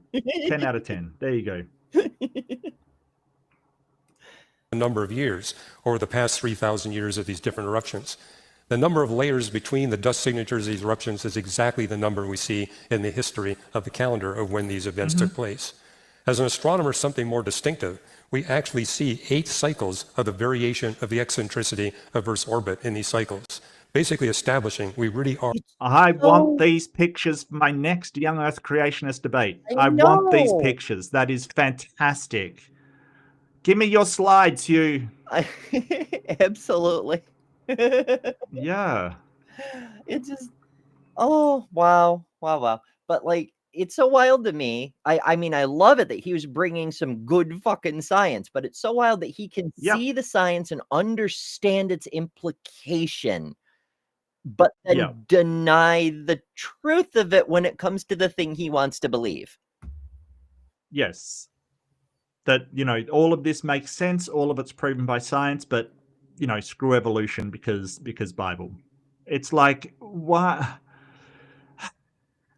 The Bible, if you go with an old earth creation as a model where the literal days are not literal days, the Bible doesn't even rule out evolution. It says these things were created, but it doesn't say how. It doesn't, it, describes man being gathered from the dust and the breath of life. But if you go with like a metaphorical interpretation, as you have to have old earth creation, then you could fit evolution in there. You could. I know. Say evolution. Many Christians do. It boggles my mind. Sure does. Hell, the entire Catholic Church does. That's the whole intelligent design thing. Not the actual intelligent design who are just creationists soft selling their thing so they can get into schools and create a theocracy. But like the people who just at a base level think evolution is how God did the designing. Mm-hmm. But whatever, I get carried away on this kind of thing. Are looking at 800,000 years of past history of the Earth. You say, well, maybe we got all the physics wrong about the orbit of the Earth, about the sun. Now you got to throw in Newtonian mechanics. And Newtonian mechanics is probably the best established physics we have today. And so you really have to argue. They don't care, Hugh. They don't care. They if it conflicts with the Bible, they'll throw that out as well. Like that's what they're doing. It's a mercy they're not flat earthers, and probably some of them are. Probably that's the thing. Like they are, because if you believe some of your audience literal, then you have to believe the moon is a light set into the dome of the heavens. Right. So some of your audience will literally throw out Newtonian mechanics, like literally. Like Hugh, you've taught them to think Bible is true before science, and that's exactly the route that they're going. Do not be surprised when they actually do throw out Newtonian mechanics. Oh boy. And you're feeding into it. Like you can say, here's what science says, but you've already undermined the credibility of science when you say the Bible has to be true first and foremost. Yep. Of nature is flawed in its capacity to reveal any reality about the truth of nature. That's not what the Bible tells us. The Bible tells us repeatedly that the record of nature is a faithful, trustworthy book, telling us not only about the attributes of God, but also about the nature of the realm of the life and stars and galaxies that we see here. And notice that all of these ice cores tell us that we're looking at an Earth that must be more than 100,000 years old, and with no exceptions, all reliable scientific it just blows my mind that he's not going, hey, the science is reliable because that is the reality and the best methodology we have and produces the best results for the world we see, for the reality we see around us. He's going to, no, it is true because the book says it, right? Like, it's like... What it boils down to every time, the book said a thing. Mm-hmm. Never mind that other books say different things. Goodness. Measuring tools confirm that the universe and the Earth are billions of years old. Way too little time for evolution, but adequate time to ensure we get all the resources we humans need to be able to sustain high-tech global civilization so that all the peoples of the world can hear the good news of salvation. Really, only a dogmatic insistence on a peculiar interpretation of a few Bible passages would ever cause any scientist to claim the universe is less than 10,000 years old. I agree. It's a peculiar interpretation. Yeah, it is. I mean, all interpretations are particular. Oh, a peculiar. Well, it is to him. Like, like it absolutely is to him. Like, BDSM would be peculiar to a normal person doing normal things, but not to a dominatrix. You know what I mean? Like, it's peculiar to him. But it's great that he accepts science and, you know, promotes the reliability of science, I hate the way he's gotten there. I fucking hate the way he's gotten there. You know what I mean? Like, I love that he's on board with science. I hate how he's actually determined science to be reliable. I hate it. It's almost a stop clock twice a day thing. Yeah. Almost. Yeah, because it isn't like, well, you know, it produces these results. It is a foundational for our understanding of the world. It is, you know, useful and provides outcomes that we can are incredible. It's like the book says it is. Seriously, I like that you've gotten there. I fucking hate the way you've arrived. Like, I hate the journey that you've taken to get there. I hate it. And yet we keep doing these. I know. I think I love to hate it. I think it's like, wow, you've gotten there. It was like, it reminds me of when Ken Ham said, no, the Ark hasn't been found. This you know, what was the Jurampinda site is not the real one. Oh, and I'm like, yeah, we agree on something because the book says this. And it's like, oh, I like the conclusion you've made. I hate how you've gotten there. I absolutely hate how you've gotten there. Yeah. Yeah. It's so, I'll take it, I guess. I it's guess like that I'll time take it. we talked to the Brazilian, and he agreed Jupiter wasn't the correct site. Yeah, because it's actually this other site. Fuck. Yeah. And the other side is way more sus than Drupana. Like, wow. And I noticed that Tangelo didn't say much during that debate. Maybe he thinks Drupana's the right one. He didn't say that much. He was very quiet for Otangelo. I don't know why. I've said it twice. Know. Don't say it a third time. Yeah, don't say it. Don't say it a third time. I suspect it was because he didn't know that much about the Nami site, and he was relying on his cohort to do all the details or something. I'm getting all violent and beating up my microphone. Yeah, you show that microphone who's boss. Yeah, that's right. So this has actually happened in several debates I've had with the presidents of different young Earth creationist organizations. It was a lawyer moderating the debate who asked, John Morris, the president of the Institute of Creation Research, do you know any scientist who agrees apart from a particular Bible interpretation that the universe or Earth is young? He said, no, I don't. Dwayne Gish said, in my 50 years, I've yet to meet a scientist, independent of a particular Bible interpretation, who's ever drawn the conclusion. So I mentioned at the beginning, this is not a scientific debate. It's a bit. It's such a weird quote, though. Like, aside from the people who think the Earth is young, have you met a scientist who thinks the Earth is young? Yeah. Fuck. Biblical debate. It's a matter of biblical interpretation. It's not a matter of biblical authority. Thank you. And that's all, folks.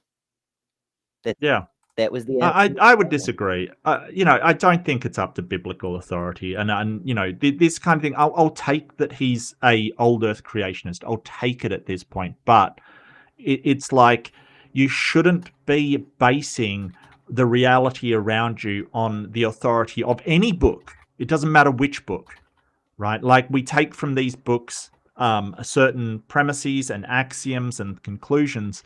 It should always be in challenge. This whole idea of inerrancy is insulting to human development because it basically says we've got the answers already and they're in this book. No scientist believes that. No scientist believes that. They go, hey, the book is foundational. You get what you can out of it. Nothing is up to be challenged. And we know these the things in our science books are correct because we use them in practice throughout whatever field we're doing. Like, I did have a debate. I don't know if I have it around, but I used to hold up a book on logic, right? Circuit logic. And I'm like, I don't just say, hey, this circuit will work because the book says. If I wanted to, I could go through and demonstrate the truth of every single one of these circuits, every single one. And if I found one that didn't work as it says in the book, I'd be challenging the book, right? And I just don't have the time nor the inclination to do so. Mm-hmm. But if something in there is wrong, then we'll find out when we're doing our circuits. Or if something about evolution is wrong, you'll find something incongruous. And that's where scientists say, hey, something else is happening here. we have to investigate this particular thing, and then they have arguments, and then they send each other letters, and then they argue with one another some more, and then they do experiments, and then one person challenges another person, and this is the way science works. Yeah, with demonstrating things are incorrect. It's, I mean, that's how everything has ever worked. That's a bit more legible. I think we'll go with that one for a little while. I just changed the font for those of you listening, because we were still on the Halloween font, which I do love. Oh, right, yeah, gotcha. It was a good font. It was really good. I used it in my Halloween episode, which wasn't really labeled a Halloween episode. It was just a Fundamentalist Fails, but I thought it was quite good. Yeah. Yeah, I mean, I love all the spooky things. Actually, weird, but since we're at the end of the show, I'll digress a bit. I had my son over today, and I rediscovered a spooky short movie channel here on the YouTubes, and one of the more recent ones was about a girl who there was a home invasion, and the robbers, like, to prevent her from seeing their faces, even though she'd already seen their faces, pulled out one of her eyeballs, and then was trying to pull out the other one and had it out of the socket. And then she was able to get his knife and stab him with it. So she was holding her eyeball up to see with the cord and whatnot. And it was super and it got grosser and grosser. And eventually I couldn't finish that one. I could not. It was too much. But I mean, she could still describe him. Right. It was a very stupid burglar. Wow, that is yeah, okay. Oh, that's wild. That's wild though. Hey, full props to her. Like, hey, if you manage to overcome an attacker while holding your eye up to see, which I presume was still connected to an optic nerve, Yeah. that is pretty badass. I don't remember Ellen Ripley or anybody doing that. So that is pretty. Her optic nerve cord is something like 6 feet long, and she used it to choke the bad guy with. She garroted him with her eyeball. Are you serious?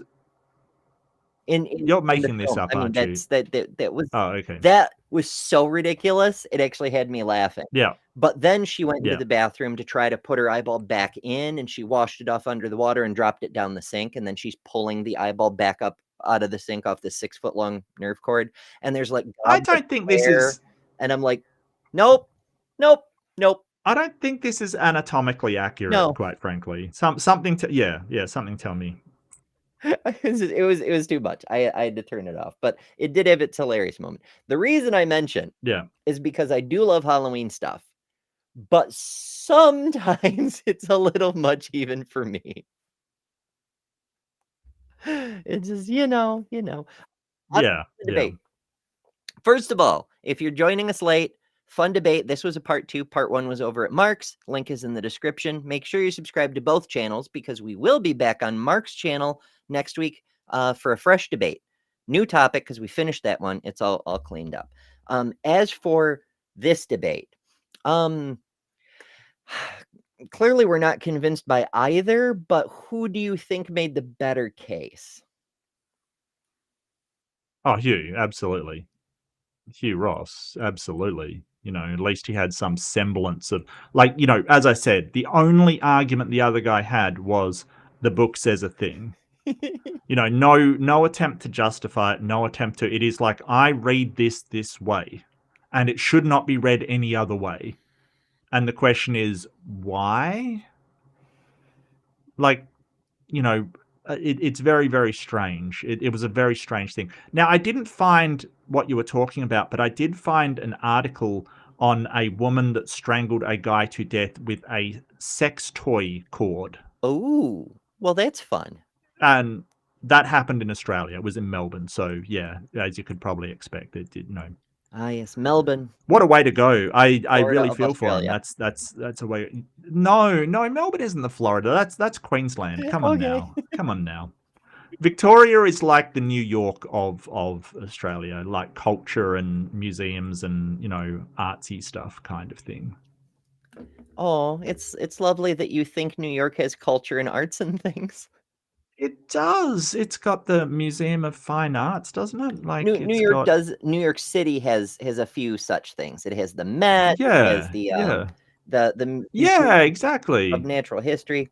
Broadway. Yeah, there's some stuff. The Yeah. Guggenheim. Yeah. There you go. There you go. Yeah. It's just the Yeah, no, majority of I the agree with city Aunt and the Jet. state is not like that.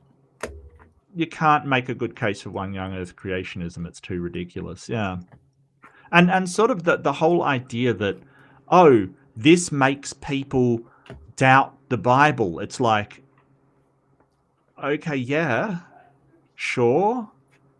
It makes people doubt the truth of the Bible. It's like, yeah, it probably should. Because the reality doesn't seem to match what the Bible says. Sorry, like, no, but you know what gets me is that that's when they go to, oh, you're trying to attack our religion and you're trying to take down. No, it's just that the reality doesn't match your Bible. Sorry, it's not us trying to attack you. It's just that's the reality of the situation. Yeah, we're not trying to attack Sorry.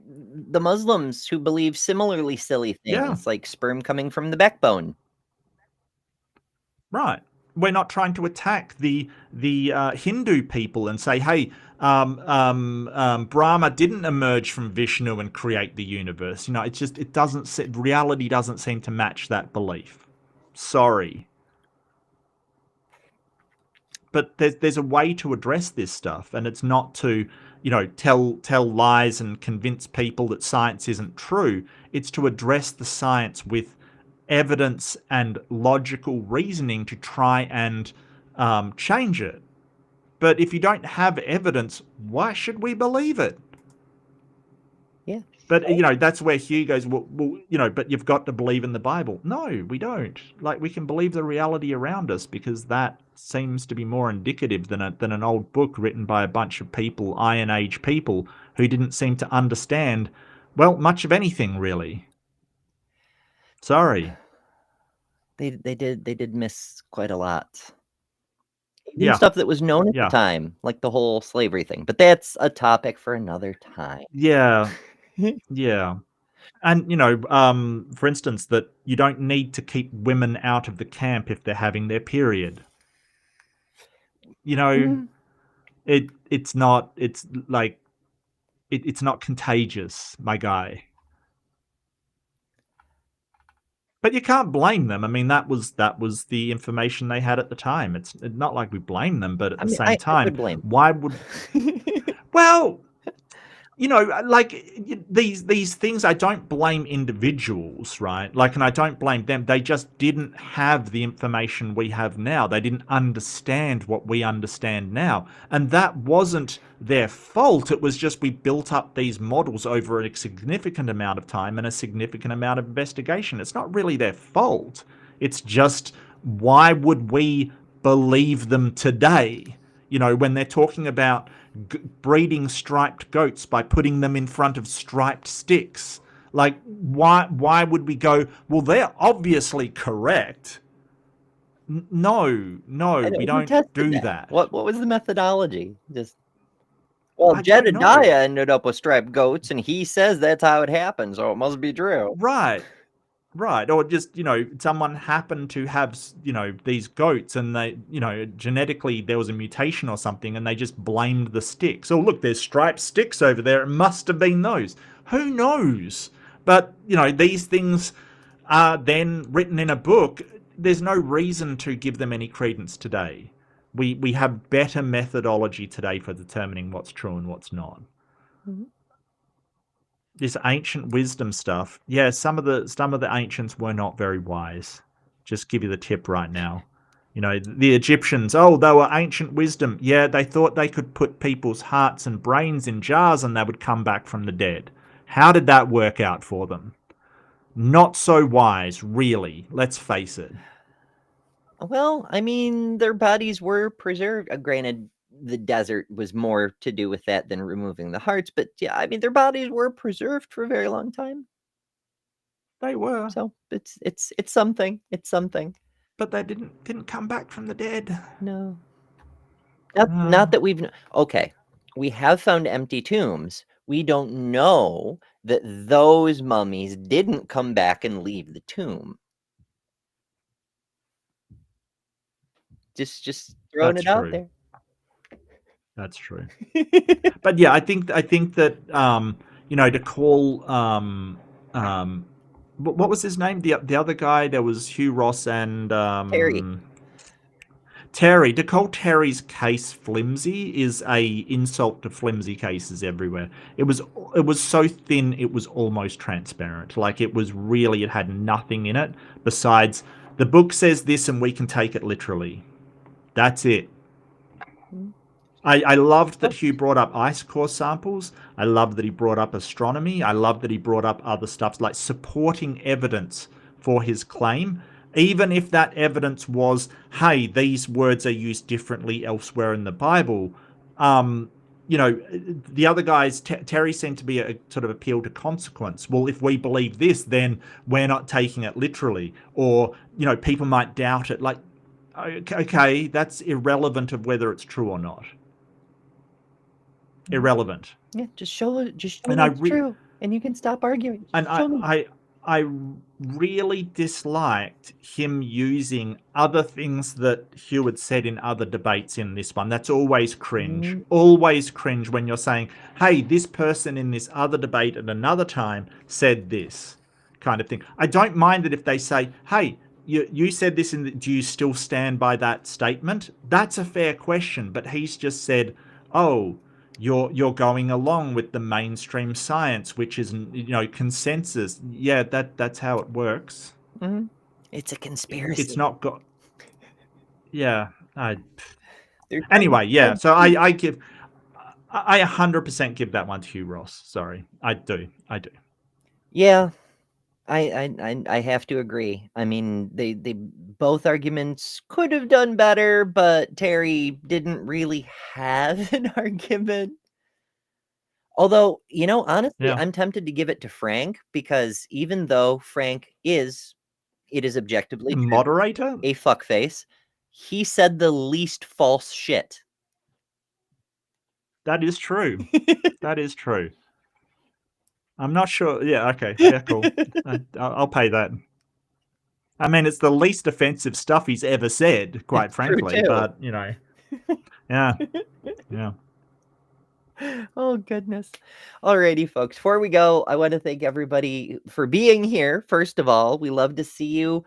Interacting with you folks is why we do these lives. And y'all have been great. The discussion, we had that random theist in here that was kind of fun to watch on the side. He was fine. He was fine. Like, he was absolutely fine. Like, having a conversation and talking with people, I don't mind. It's the preaching and not speaking back to people, just stating stuff. So he was totally fine, in my opinion. He was having conversations. And this is the thing, that all I ask is that we have a conversation and you just don't yell stuff at the audience where you ignore everything they say in response. That's not a conversation, that's preaching.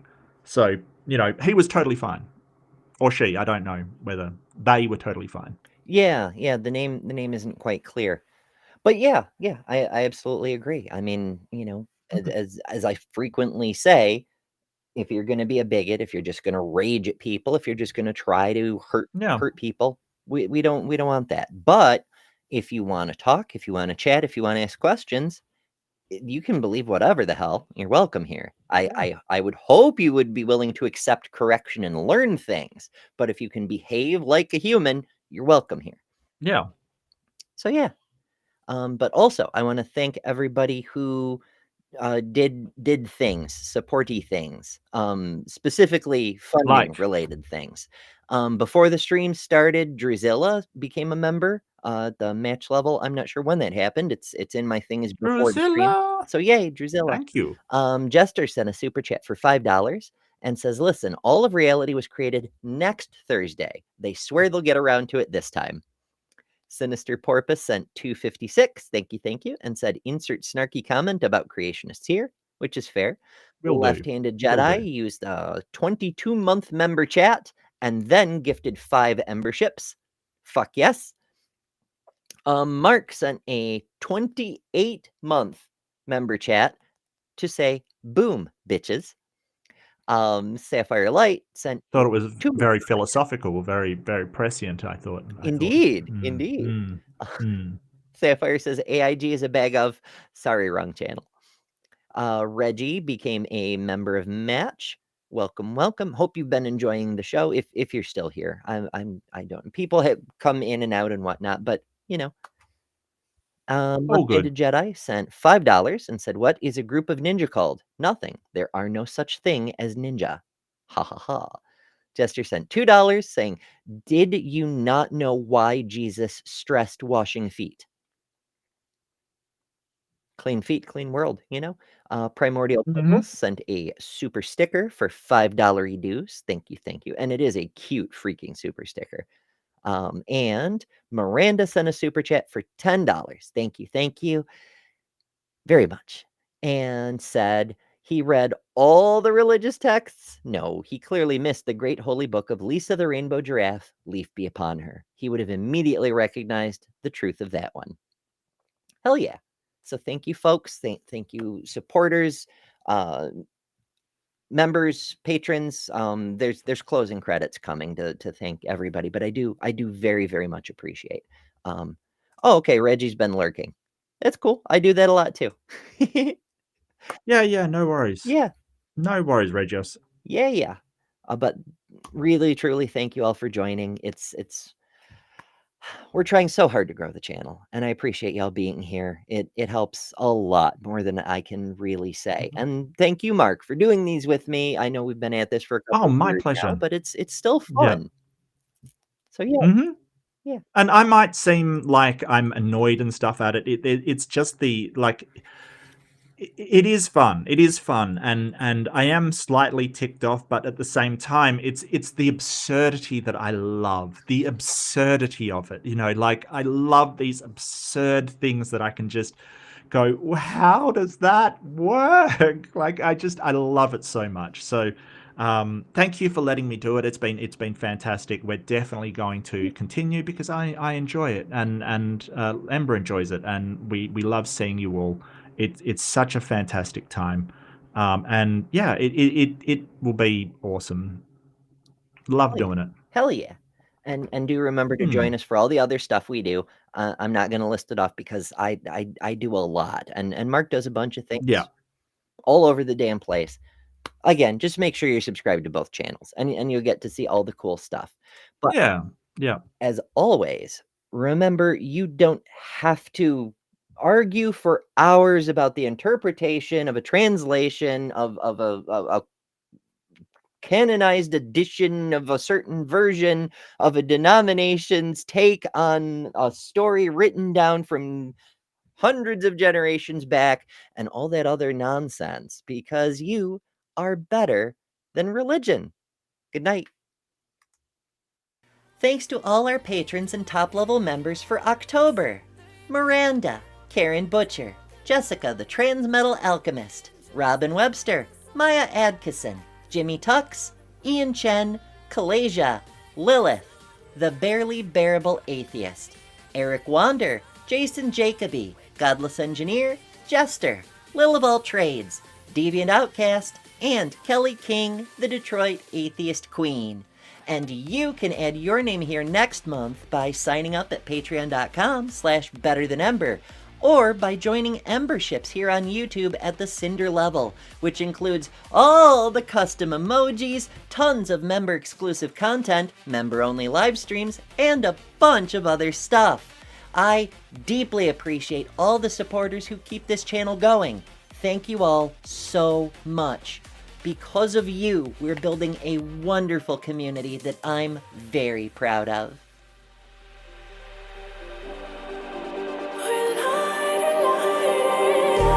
Just like a spark that's breaking out.